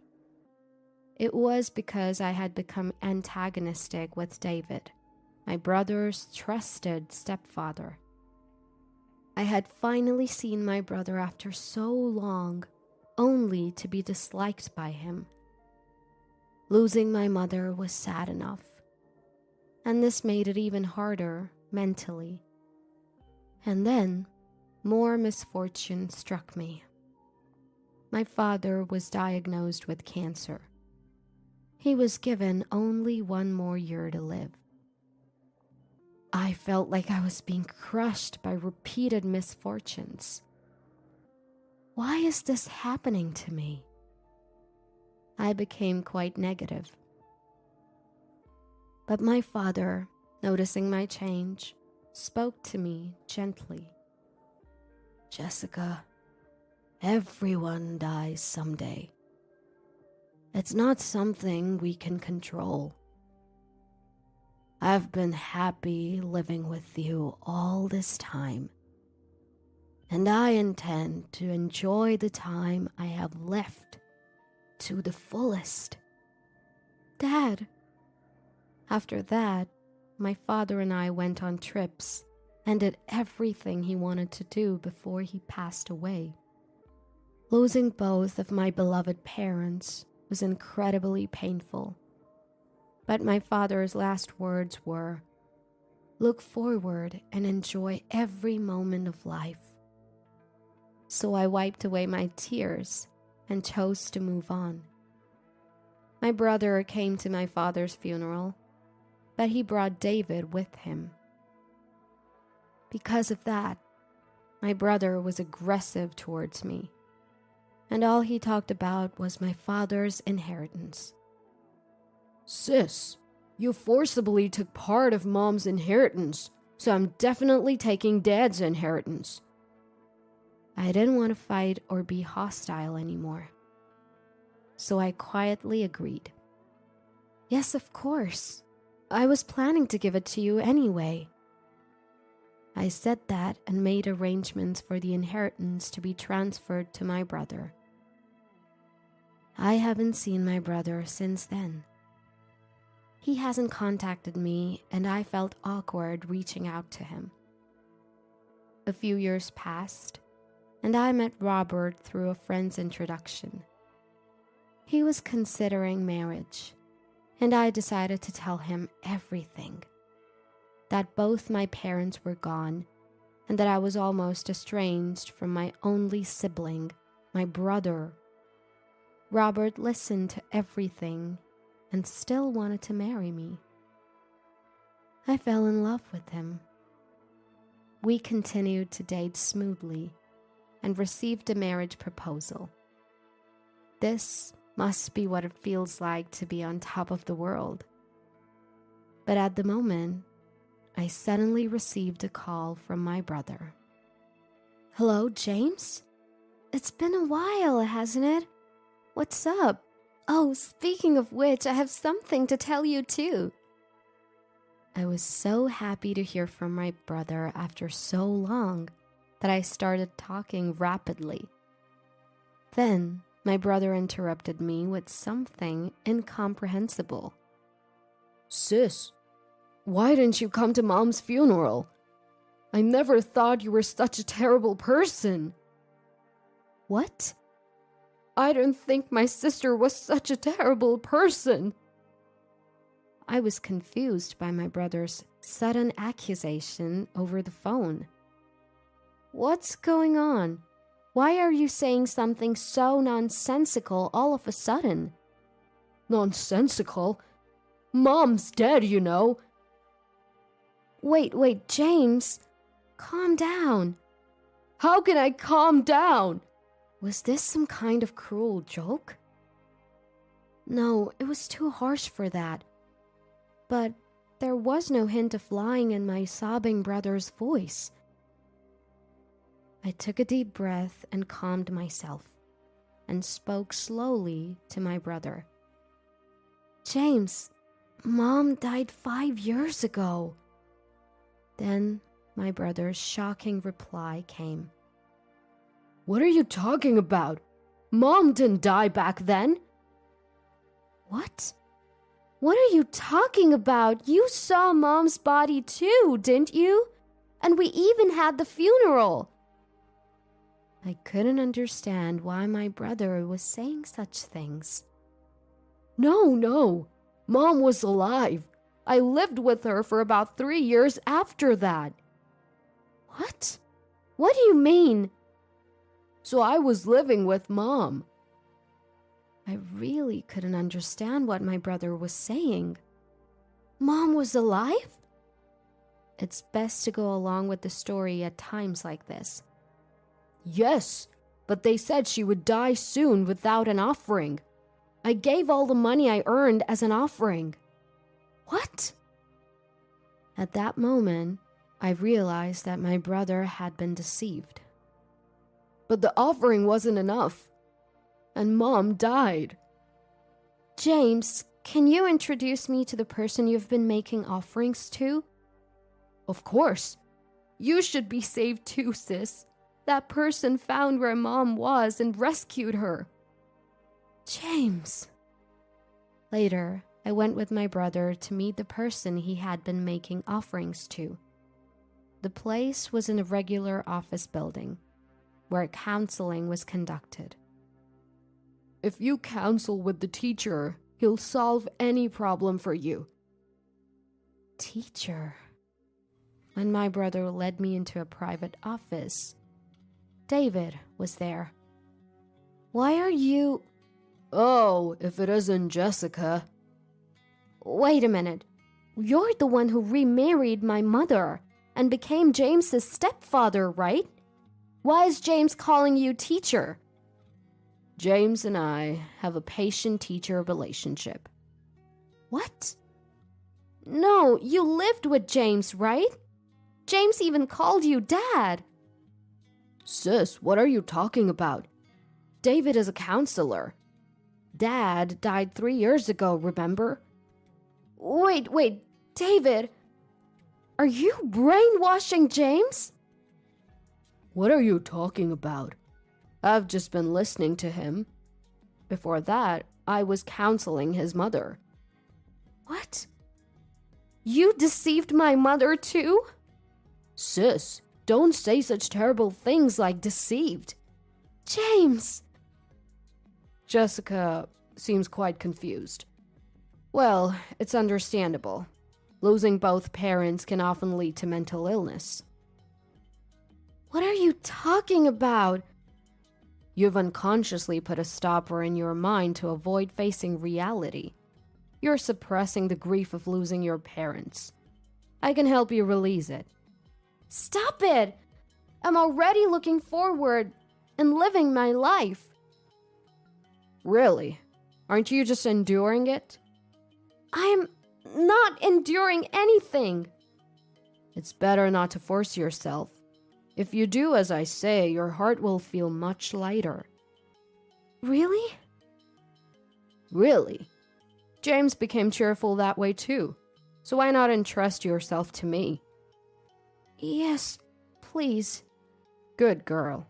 Now sit here and think about your mom and dad. When I place my hands on your head, the sad feelings will magically disappear. How about it? Do you feel lighter? No, I don't feel any lighter. I see. Maybe it's because the offering is 0, so there's not enough power. What? If you really want to get better, you have to make a lot of offerings. Is that so? Yeah. So let's start with an offering of $1,000. $1,000? That's still not enough to be completely healed. You need to make more and more offerings. Is that so? James made offerings too, right? Yes, he's been making offerings ever since he graduated from high school and started working. That's how he was able to find his mother and regain happy days. But the offerings stopped at one point, and his mother really died this time. So he's reflecting on that and increasing his offerings to be saved. I see. I called out towards the entrance. That's how it is, Robert. As I said that, the door to the room opened, and my fiancé Robert walked in. Who exactly are you? David asked with a suspicious look at Robert, who then handed David his business card. I'm a lawyer. I've been listening to your conversation, and it seems you've been brainwashing James and swindling a large sum of money from him. A lawyer? He's also my fiancé, and we're gonna sue you and recover the money. As I said that, David momentarily looked flustered, but then snorted and retorted. I thought you'd say something like that. James was saved by me. There's no fact that I deceived him. I was just providing legitimate counseling. Right, James? David asked my brother with a triumphant look on his face. My brother glanced at us and then said, I was deceived by you and forced to contribute a large sum of money. James, you... David's eyes widened at my brother's statement. It seems your brother intends to sue you. Wait, this must be some mistake, right? James, I saved you. Are you gonna betray me like this? Teacher, I do think that thanks to you, both my mother and I felt relieved many times. But it's also true that you were gradually brainwashing us, right?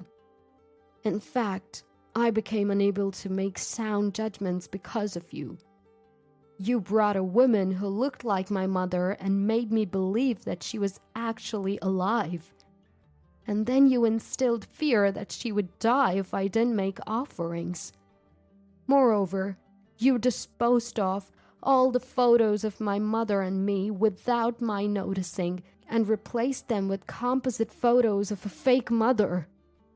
The pictures were so sophisticated and natural that I naturally believed the fake mother was my real mother. And before I knew it, almost all of my salary from the years since I graduated from high school and started working was taken by you. When I met my sister and saw the real photos of my mother, the brainwashing suddenly broke. That's when I decided to sue you, capturing evidence of you actually demanding an exorbitant amount of money. You betrayed me! Don't mess with me. You're the one who kept swindling money from me and my mother. You brainwashed us, telling us not to meet my sister and even made us lie that you were our stepfather. My mother died without seeing my sister for years. I'll not only get back the money you took from me, but also the money you took from my mother. You've sucked money from us and enjoyed yourself. Now suffer misfortune. Ah! My brother angrily confronted David with such intensity that David stumbled back in surprise. Then we'll see you in court, Robert said, and we left the scene. After that, James sued David under Robert's legal representation. David was offered to pay back the total amount of $300,000 that he had swindled from my brother and mother. Not only was David offered to pay compensation, but his outrageous fraudulence became known to his previous patients and their families, and he seems to be in serious trouble due to lawsuits and compensation claims from many people. But he had been doing as he pleased for so long that he deserved to be punished. I realized that our relationship had been strained because of the brainwashing, and with everything resolved, the resentment between my brother and me disappeared. My brother also attended my wedding with Robert. I hadn't seen my brother for many years because of David, but now I want to fill that gap by regularly meeting and getting along well with my only sibling. I'm sick of your wasteful spending. Seriously, what a terrible wife you are. Just dump her already. My name is Yolanda. I'm 31. My husband, Keith, is 3 years younger than me, at 28. I work part-time 3 days a week at a local coffee shop. Keith's family home is a 15-minute walk away. On the other hand, my family home is a plane ride away. Keith's brother Richard lives with his parents in the family home. Keith's mother, Yasmin, seems to adore Richard and hardly pays any attention to us. As a wife, I'm thankful for that distance. But Keith, being the younger son, seems to have a complex about not being the favored child like Richard is. I'm not as expected as Richard, Keith once told me out of the blue. Richard appears more accomplished compared to Keith, but I love Keith's earnest and honest nature. Despite his occasional anxiousness, one night a call came from Keith's family's home to his mobile phone. The details were unclear, but apparently Richard had suddenly left the house. I was surprised, since I always thought Richard and his parents got along well. I asked Keith about it, but he didn't reveal anything. Days passed without clarity, and then Keith said, "We should save more, considering a home of our own and future kids." Until now, I had been using more than half of my part-time salary of $700 as discretionary money. I'm not one for frivolous spending. But indeed, at this rate, a house was a distant future. After discussion, meticulous Keith, better with numbers, took over the finances. The part-time income went entirely to savings. Keith would give me a monthly allowance for personal use. However, I was dissatisfied with the amount. Keith suggested I manage with just $10 a month. Naturally, I objected to this elementary school level allowance. But I reluctantly agreed after Keith said, "I'll work on increasing my income. So let's set a goal and work towards it together." As expected, it was tough. Spending even $1 made me anxious. But I kept reminding myself for our future home, for when we have kids. After 3 months of this lifestyle, Keith's behavior began to change. He scolded me for wasteful spending whenever he saw a coffee cup in the trash. It was just a $2 coffee from the convenience store. A little luxury after days of restraint. When I bought ready-made meals, he'd say, "You wouldn't need this if you cooked properly." Around the same time, Keith's parents began visiting on weekends. Yasmin's change in attitude from being glued to Richard to frequent visits felt odd, even repulsive, but Keith seemed happy. Every weekend, Yasmin would make snide remarks. "Aren't you capable of decent hospitality when your husband's mom visits? Useless." Or, "Still no grandchildren? Living off Keith's earnings and not contributing anything?" Whenever children were mentioned, Keith's father, Yancey, would say inappropriately, "Having trouble? Should I give it a try?" with a leering smile. Yasmin would then glare at me as if annoyed. Sometimes she would even throw away my cooking, claiming, "Such poor food doesn't suit my taste." Keith did nothing but lightly laugh, even in the face of her harsh words.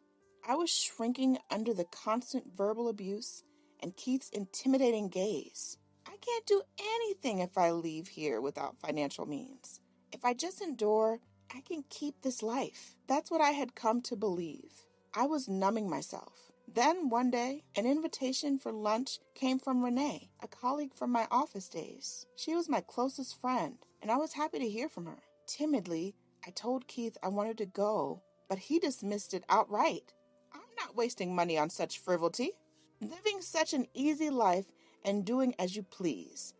I'm staying at my parents' tonight. Think about what you've done. He left after saying that. I stood there, listless, when Renee called me again. It's been a while. Are you okay? Busy? I hadn't heard Renee's voice in such a long time. It was cheerful. The moment I heard it, tears overflowed in my eyes, which I thought had become numb. What's wrong? What happened? Renee seemed surprised to hear me crying, but I couldn't speak. I could only cry. Anyway, let's meet up tomorrow, okay? Definitely. Yeah, I managed to reply and hung up the phone. It had been a long time since I went out, other than my part-time job and shopping. It's been so long. Renee looked as vibrant and beautiful as ever. Suddenly, I felt shabby in comparison. What happened?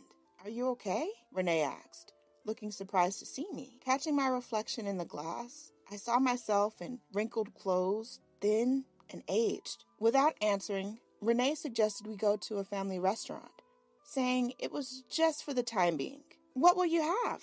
Renee opened the menu, but I only ordered from the drink bar. However, meals for two were brought to our table. Renee put a knife and fork in front of me. Eat first. We'll talk after. The meal felt warmer than what I ate at home, and I almost cried. So, what happened? Well, I told Renee everything that had happened. Renee was speechless. After a moment of silence, she took out several $100 bills from her wallet and pressed them into my hand. What? Wait. Confused, I heard Renee repeatedly say, listen, buy a digital voice recorder with this money. Then call your parents and tell them honestly about the situation. Got it? You can do it, right? Also, have you checked the paper statements? Do you know how much is saved? I shook my head, and Renee sighed deeply before speaking firmly. Get a grip. You're not at fault here. Renee held my hands. But I can't accept this. When I protested, Renee smiled. I'm not giving this to you. It's just a loan. When you get yourself back on track, you'll pay me back. Her words woke me up. Thank you. I squeezed her hand in return. What are we two women doing here?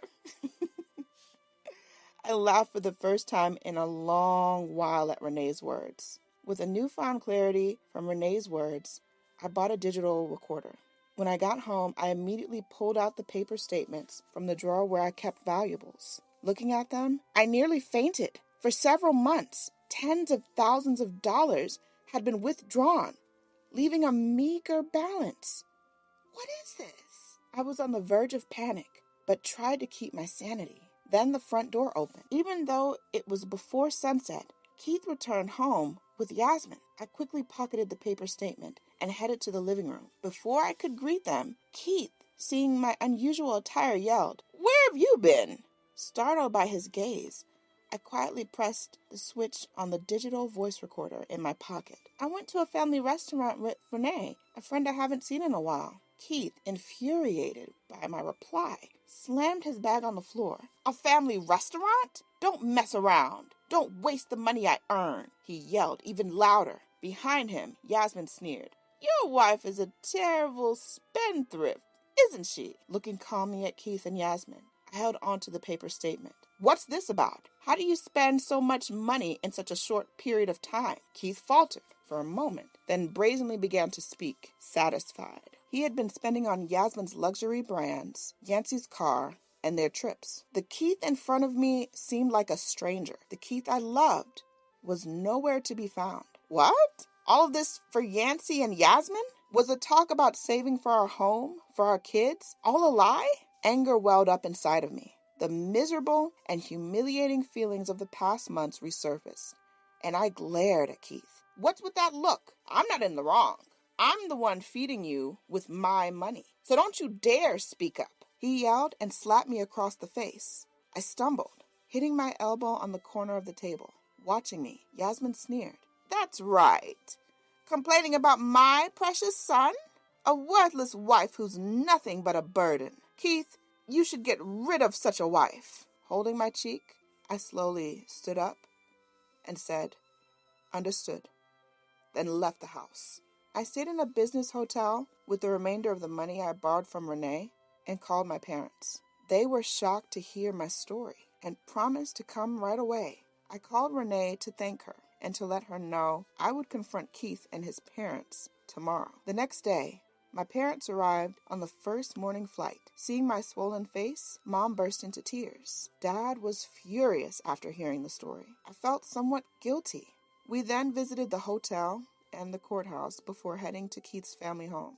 Keith and his parents were waiting for us there. What do you mean by staying out overnight? I won't forgive you even if you apologize, Keith yelled, his first words laced with anger and a sneer. Dad silenced Mom, who was about to say something, and we sat opposite Keith's family. What kind of upbringing did you give your daughter? Keith, flanked by his parents, said imposingly. That's right. Isn't it absurd for a housewife to stay out overnight, leaving her husband? Yasmin interjected. My parents looked straight at Keith's parents. Then Dad said, We've heard from our daughter. Could you please enlighten us about the money flow? Their faces showed dismay at Dad's calm but forceful question. But they quickly responded, So, we're doing a falal duty. What's wrong with that? A wife should understand, right? Still, unapologetically, defending their actions. Using money lied about a family on wasteful expenses is considered falal piety in your family? Mom said, emotional. Keith retorted with disdain. I'm making my parents happy, and that's for the family. After all, you're living off the money I earn. I even give you spending money. But Mom countered, holding back tears. You took all her salary and gave her $10. Don't you feel anything? So, Yasmin cut off Keith's reply. She married into our family. She should just obey. Housewives don't need spending money, complaining about her own faults and blaming others. How dare she bring her parents to complain? It's a privilege to receive anything from my son. With the eldest son gone, Keith is all we have left. Right, Dad? That's right. We don't need a stupid son like that, Yancy said, arms crossed. Keith, pleased with his parents' words, sneered. Exactly. I'm the head of this household. Forget that traitor Richard. I'll protect Mom and Dad. That's when I realized why Keith had changed so suddenly. The affection from his parents, once solely for Richard, was now his due to Richard leaving. He was trying to regain the emotional nourishment he missed as a child. So he spent money as his parents dictated. He had become a child, not an adult building a home. I can't do this anymore. I've reached my limit, I said quietly amidst their arguing. After a moment of silence, Keith scoffed. What do you mean, can't? You want a divorce? Yes. I am not a slave to be exploited by you, nor a tool to appease your parents, I said calmly and presented the filled-out divorce papers on the table. Yasmin burst into laughter. We don't mind. We were saying we should return such an impudent older wife. Come on out, dear. She looked towards the back. A young woman with a large belly appeared. Keith's new wife. She's only 20, but a fine girl. She'll bear a proper heir, just as we wish. The young woman, with brown hair, showing black roots, and wearing fluorescent clothes, still with a touch of childishness, looked at me condescendingly, laughing just like Yasmin. Dad, who all along reached his breaking point. He was about to slam the table and stand up. I stopped him and said calmly, So you were having an affair, is that correct? Keith choked on his words at this, but I looked him in the eye and said, Understood. Then Yasmin said, I'll pay the compensation in the divorce trial, though, given your own faults, don't expect a large sum. Still as assertive as ever. Yancy and Keith had faces that screamed machismo. Like Dad, fists clenched and eyes bloodshot with anger. Mom was trying to contain her fury. I nodded to her strongly, and told the in-laws. Actually, I've invited a guest myself, and pulled out my mobile phone. The one who appeared shortly after was Richard. Richard? Yasmin exclaimed in a strange voice. What are you doing here now, Richard? As Keith tried to stand, Yasmin leapt at Richard with such force. Her face was a picture of astonishment. You're back? Overjoyed, Yasmin grabbed Richard's hand, and he shook it off and said in a low voice, Mom, I've heard everything. Heard? What do you mean? Who told you? Behind Richard was a slender, beautiful woman, and further back, Renee. Renee and I exchanged glances. Richard, who are these people? They're my fiancée, Rebecca, and my friend, Renee. Fiancé? Richard, you're getting married? Mom didn't know. Yasmin, flustered, looked back and forth between Richard and his fiancée. Richard then came forward, sighed deeply, and bowed to me and my parents. I'm sorry for the trouble my brother and parents have caused, he said, bowing deeply. What? Why are you apologizing, Richard? Hey, you!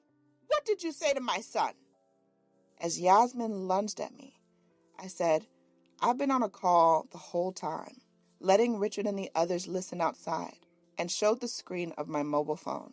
Yasmin glared at me with a terrifying look and tried to snatch the phone.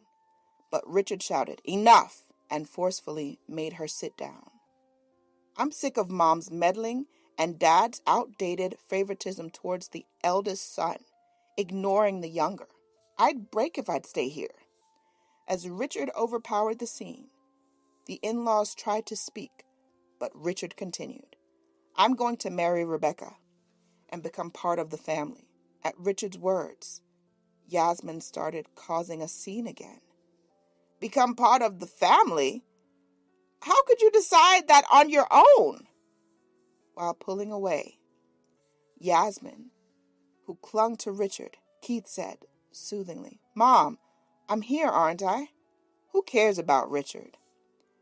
But Yasmin shouted, You shut up, and pushed Keith away. Keith stood there, stunned. Richard, Mom won't forgive you. You won't leave Mom, right? You'll come back, won't you? Richard, shaking off Yasmin's clinging hands, looked her straight in the eye and said, I won't return to this house, and slowly let go of her hands. But Yasmin stubbornly grabbed Richard's arm. Richard, you're being deceived by this woman. Dad, stop Richard. That's right. He's the precious heir. Does an heir abandon his parents? As the in-laws shrieked, shaking Richard's shoulders, Rebecca, his fiancée, stepped forward and said, Excuse me, and then asked, You keep mentioning an heir, but do you have something to inherit? Her tone was devoid of any malice, merely posing a simple question. Her elegant demeanor left me and my parents speechless, while Renee was holding back laughter behind them. The room fell silent at Rebecca's words. Then Richard said, That's enough. Richard said this, placing his hand on the in-law's shoulders, then moved closer to Keith, who was sitting in a daze, and met his gaze. You see now, don't you? It's sad, but this is who our parents really are. You've had it rough since you were a kid, probably more so than me. Richard reached out to Keith's shoulder, but Keith shrugged it off. Don't joke with me. I've done nothing wrong. I am the representative of this family, he yelled weakly. Richard sighed at Keith's words and said firmly, Okay, I get it. But take full responsibility of what you've done. What you did to Yolanda is serious. What do you mean, take responsibility? Grabbing Keith's shoulders, Richard said in a gentle yet firm voice. After this, live your own life. And left the house, his arm around Rebecca's shoulder. As silence returned, my parents and I stood up and said, "We will now discuss things through lawyers," and to Keith's mistress, who was so proudly rubbing her belly, I bowed sarcastically. "Thank you for freeing Keith from threats and violence and his habit of giving all his earnings to his parents." "What do you mean?" she asked, following us, but we ignored her and left the in-laws' house. After that, the divorce was finalized through lawyers. Recordings of verbal abuse and medical reports worked in my favor. And despite the short marriage, I received a substantial compensation in the divorce. As for Keith's mistress, as suspected, the baby wasn't Keith's. The timing of the affair and the pregnancy didn't add up. But Keith, in his elation, didn't even notice. Of course, Keith and the in-laws were furious, and they divorced right after the child was born. They're still arguing over the divorce settlement and child support. On top of that, Keith had amassed a large debt from the money he gave his parents and the compensation to me. The in-laws, far from helping, berated him daily as the stupid son who lost his wife and is burdened with debt, and kept him in a small dark room, saving the largest room for when the eldest son returned. Renee came to Richard's and my in-laws' house because on the day we reunited, the conversation led to Richard being engaged to Rebecca, a friend from his college. Seeing me in tatters, she wondered if her friend may face the same fate immediately contacted Rebecca. But her worries were unfounded, as she was reassured by Richard's strong will. I was surprised by Rebecca's calm demeanor. Rebecca was born into a family with a long lineage and was the only daughter of a chairman who ran several companies. She found it strange that a regular salaried family worried about an heir. Kind of naive, but a really nice person, right? Renee laughed. Since then, Renee and I often meet for coffee and meals. I shudder to think, what would have happened to me if Renee hadn't been there that day? I really owe you one. Thanks to you, Renee. As I bowed my head, Renee said, "What are you saying?" But in a way, the biggest contributor was Rebecca, and laughed. I also laughed, remembering Rebecca's graceful manner at the time. I wish Richard and his wife happiness, but I can't say I hate Keith from the bottom of my heart. I feel sorry for Keith, who was blinded by the false love of his parents and taken advantage of and manipulated by them. Keith is a victim too. Thinking about that makes my heart ache. But as an adult, he should be able to distinguish between right and wrong. He should have the courage to accept his own need for love. It's no excuse for harassing the partner he chose for life. I, too, will work towards independence from now on. I quietly hope that one day Keith will find his way back to being an adult. Please, contribute to my FIL's caregiving cost a bit. A call out of the blue from my estranged eldest son's wife, whose relationship with me had always been less than cordial. Her voice seeping through the phone was filled with unmistakable discontent and anger. Caught off guard, I found myself rapidly bombarded with her sharp, fast-paced accusations. Caught in the whirl of emotions, I was on the verge of a heated retort. But it turned out that we were misdirecting our anger. The true enemy for us was elsewhere. I'm Melissa, 72 years old.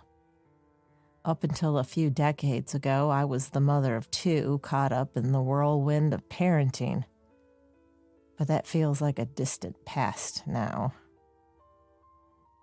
Both my eldest son and daughter, who once required so much of my attention, now have families of their own and are leading their own lives. As for me, I've been quietly spending my uneventful days for the past few years. I had no idea that a major incident was about to swoop in. It all started with a phone call. One day, just as I was about to prepare my lunch, my smartphone rang out of the blue. Who could that be? A quick look revealed it was my eldest son's wife, Sandra. It was an unusual occurrence. I froze for a few seconds with the phone in my hand. Ever since my eldest son, Daniel, got married, Sandra and I hadn't exactly been on good terms.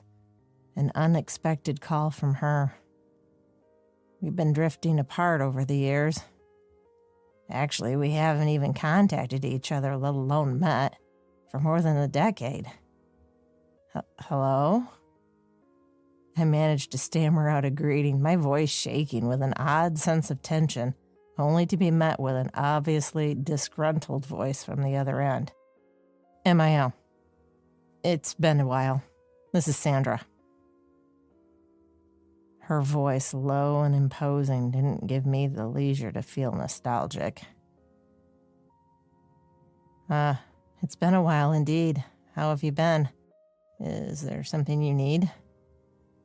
Honestly, she wouldn't have called me if she didn't have something on her mind. As I pondered this and asked, Sandra let out a small sigh before slowly and clearly speaking her piece. Yes, I'm calling about my FIL. What? Him? Why?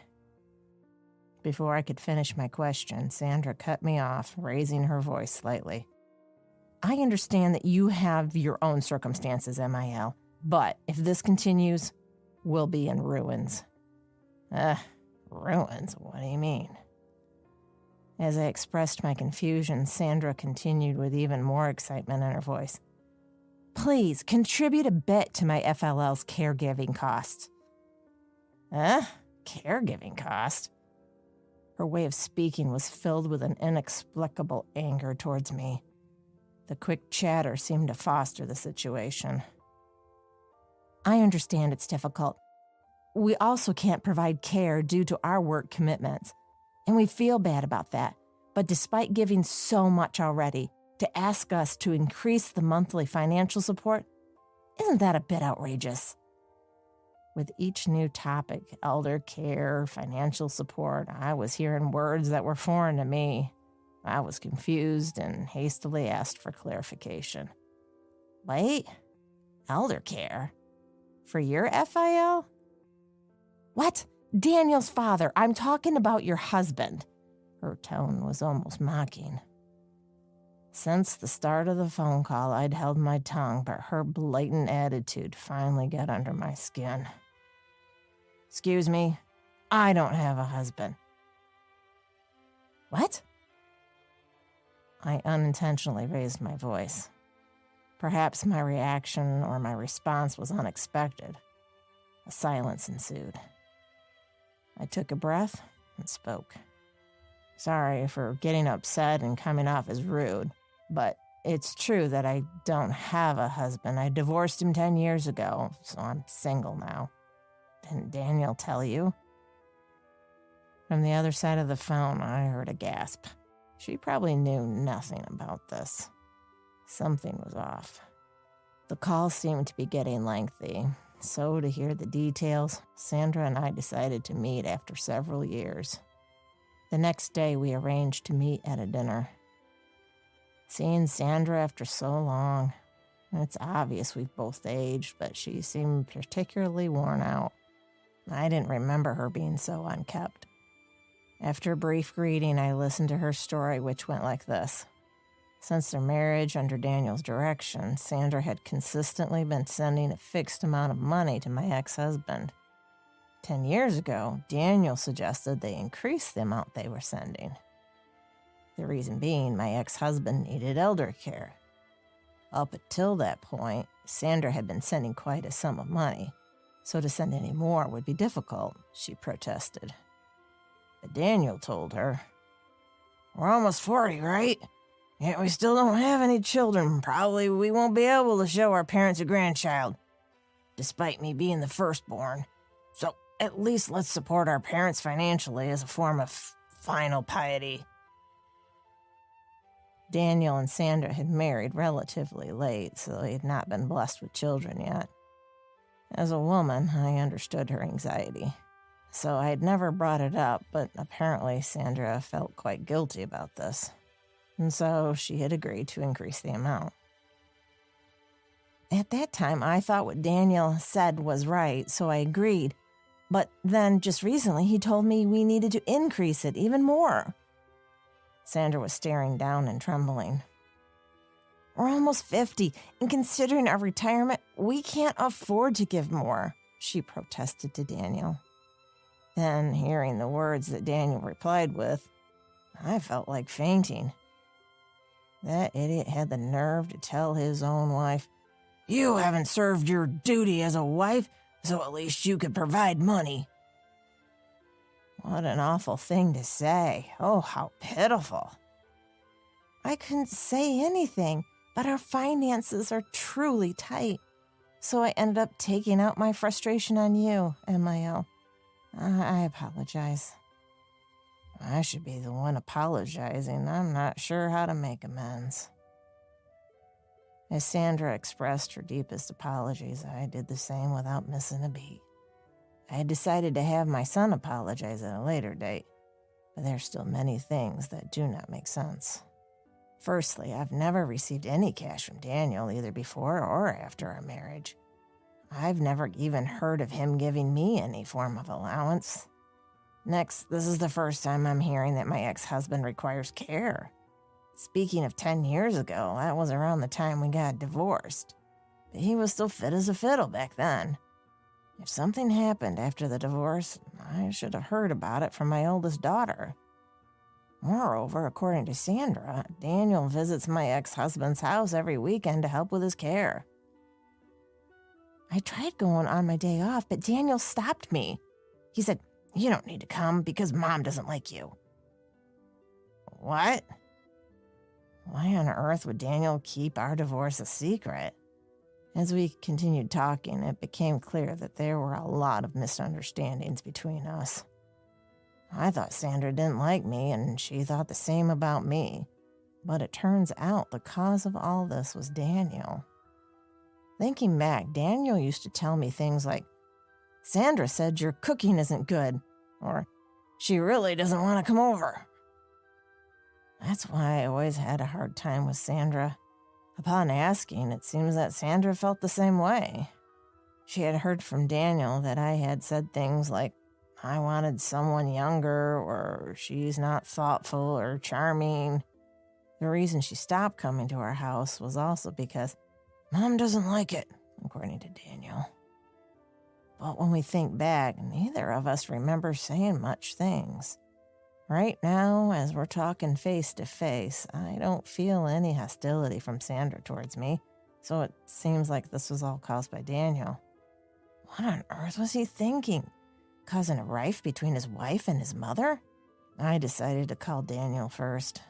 Without touching on the main issue, I asked about the situation. Though Daniel seemed to be a bit annoyed, he responded normally. But as soon as I casually mentioned, "By the way, how is Sandra doing?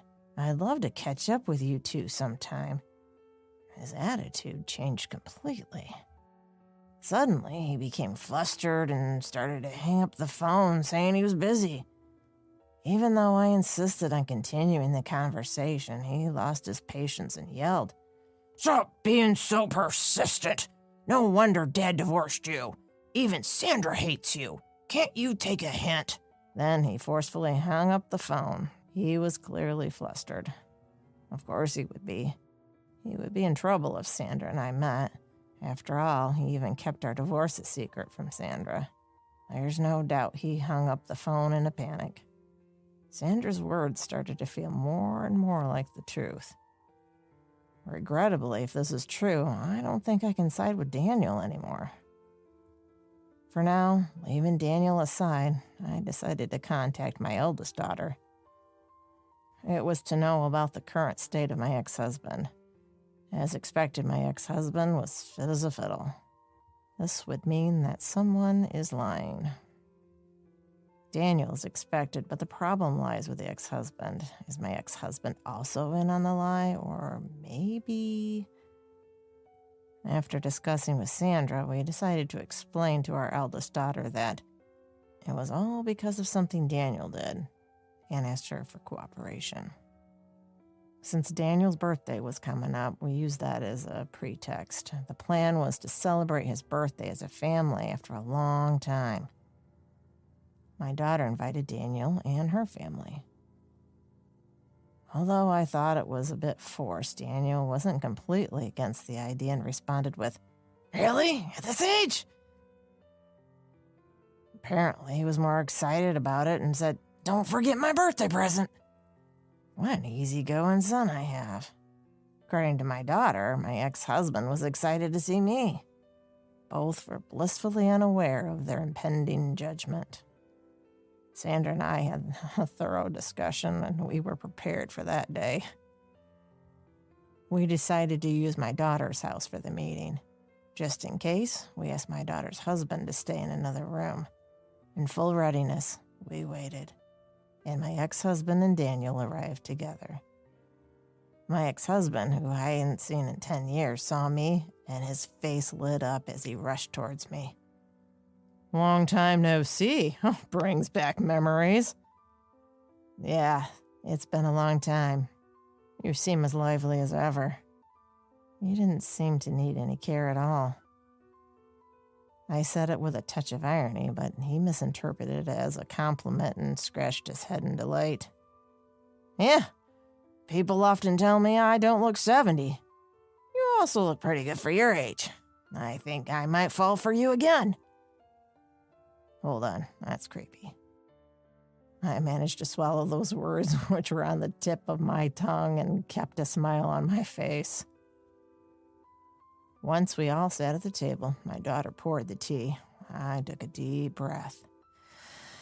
"Now, shall we begin?"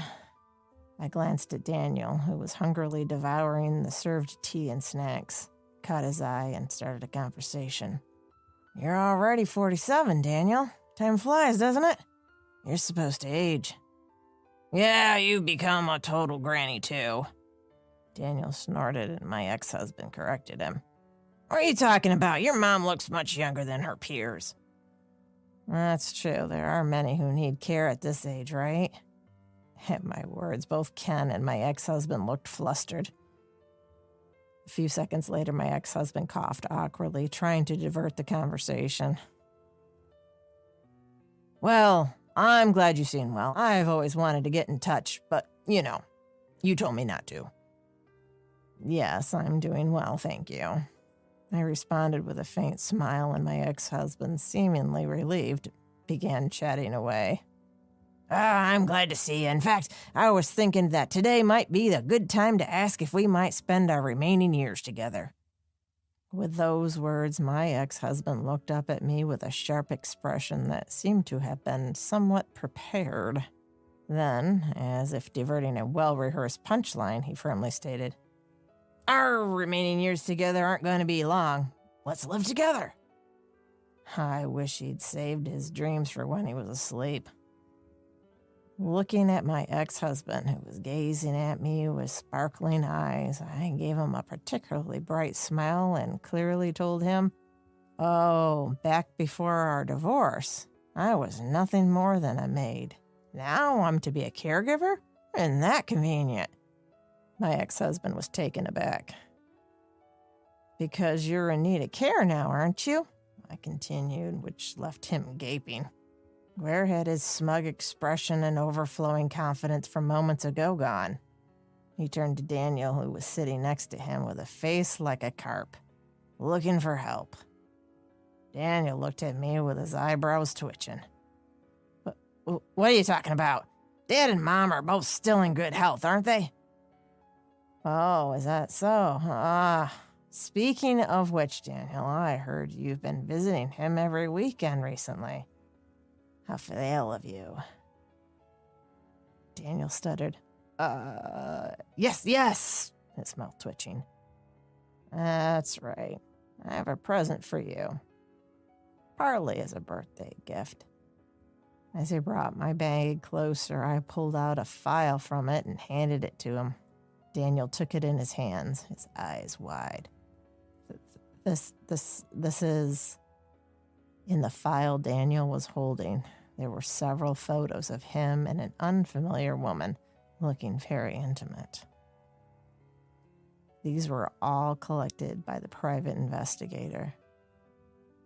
It was strange for him to leave the house every weekend, even though there was no need for caregiving. So I decided to hire a PI along with Sandra. The result was damning. Daniel was meeting his mistress every week. He was caught off guard, and I was able to obtain a significant amount of evidence easily. Even the PI was amazed, saying, "It's rare for an investigation to be this easy." How about it? There, well taken, aren't they? Daniel, still holding the file, was trembling.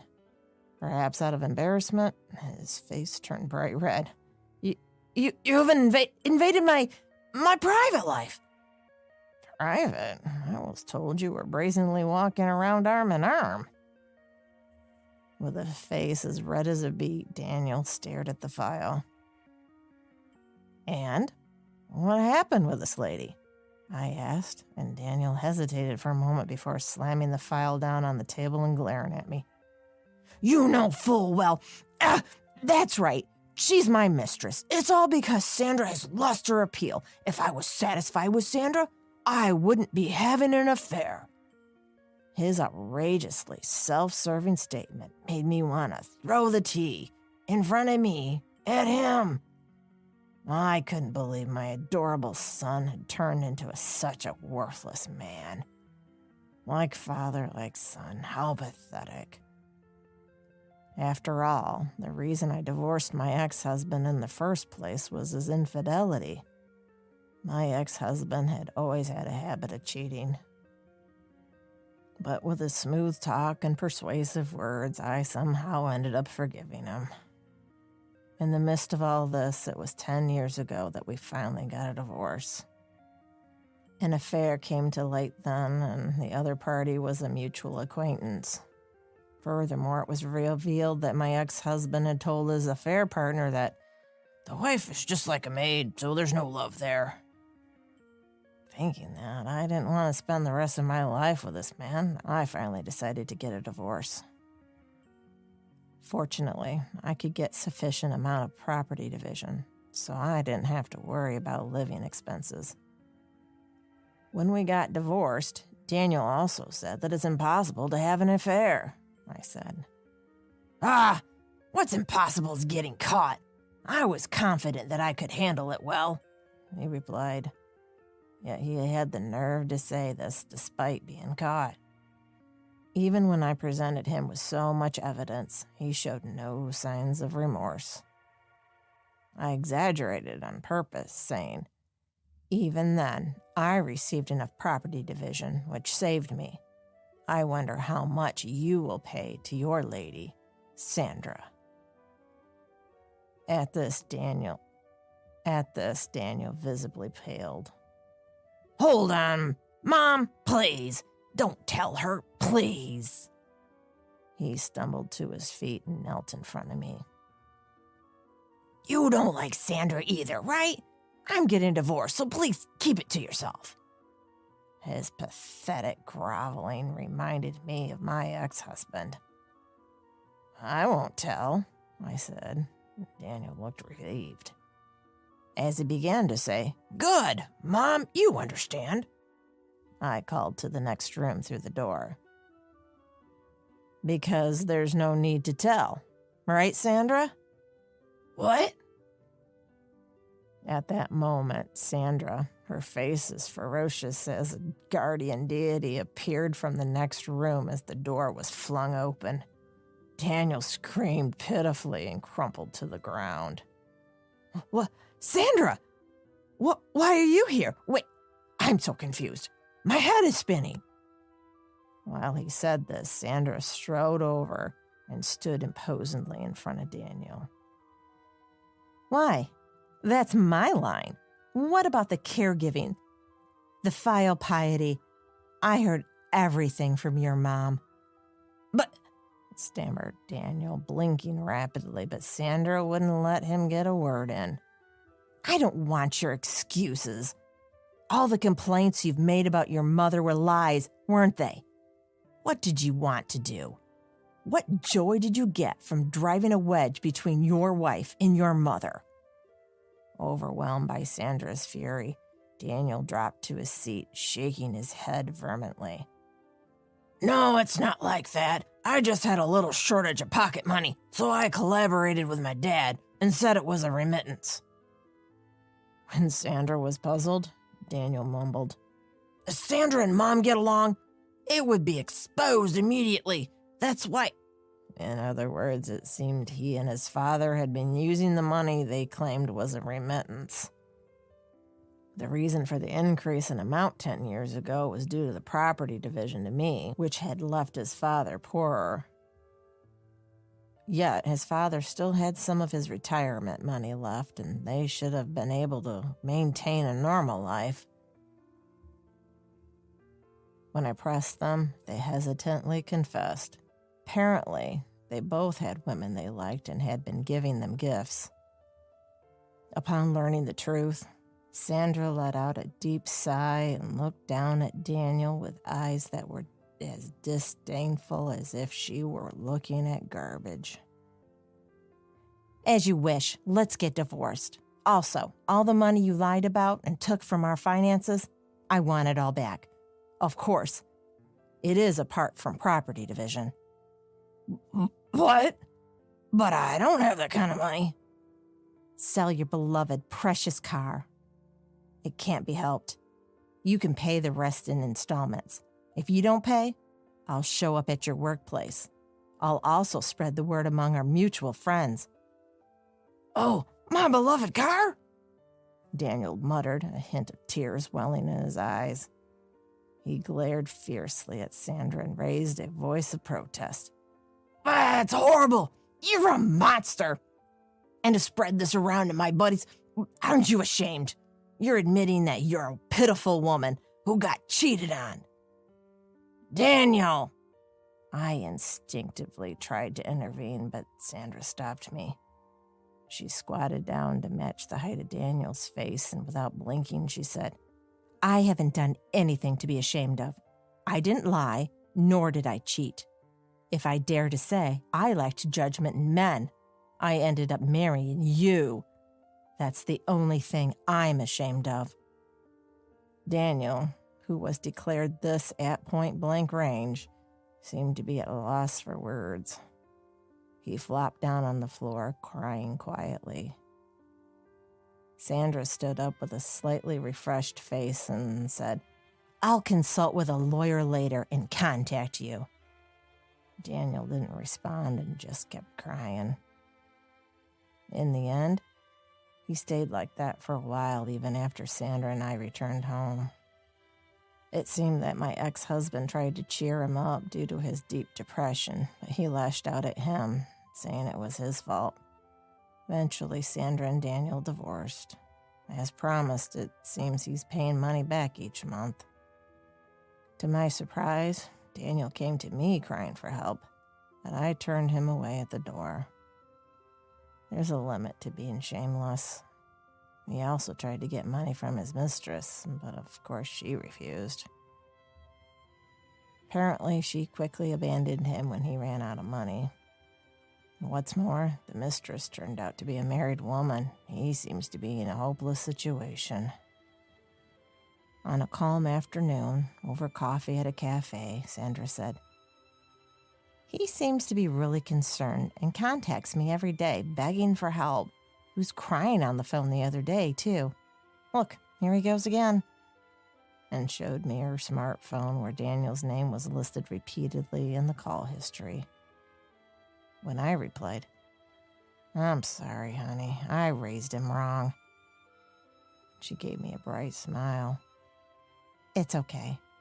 It's not about how you raised him. It's genetic, isn't it? From your ex-husband? Ha ha! We looked at each other and laughed agreeing. Indeed. Now Sandra and I meet regularly to catch up. We've become best friends, a far cry from our MIL and DIL days. I wish we had become like this sooner, but it can't be helped. It's all due to that good-for-nothing ex-husband and son. Rather than regretting the wasted time, we have to enjoy what's to come. There's still a lot of life ahead of us, right, Sandra? I raised my coffee cup, and Sandra smiled and raised her cup as well. Yes, absolutely, Melissa. And we both laughed again, clinking our coffee cups in a small toast.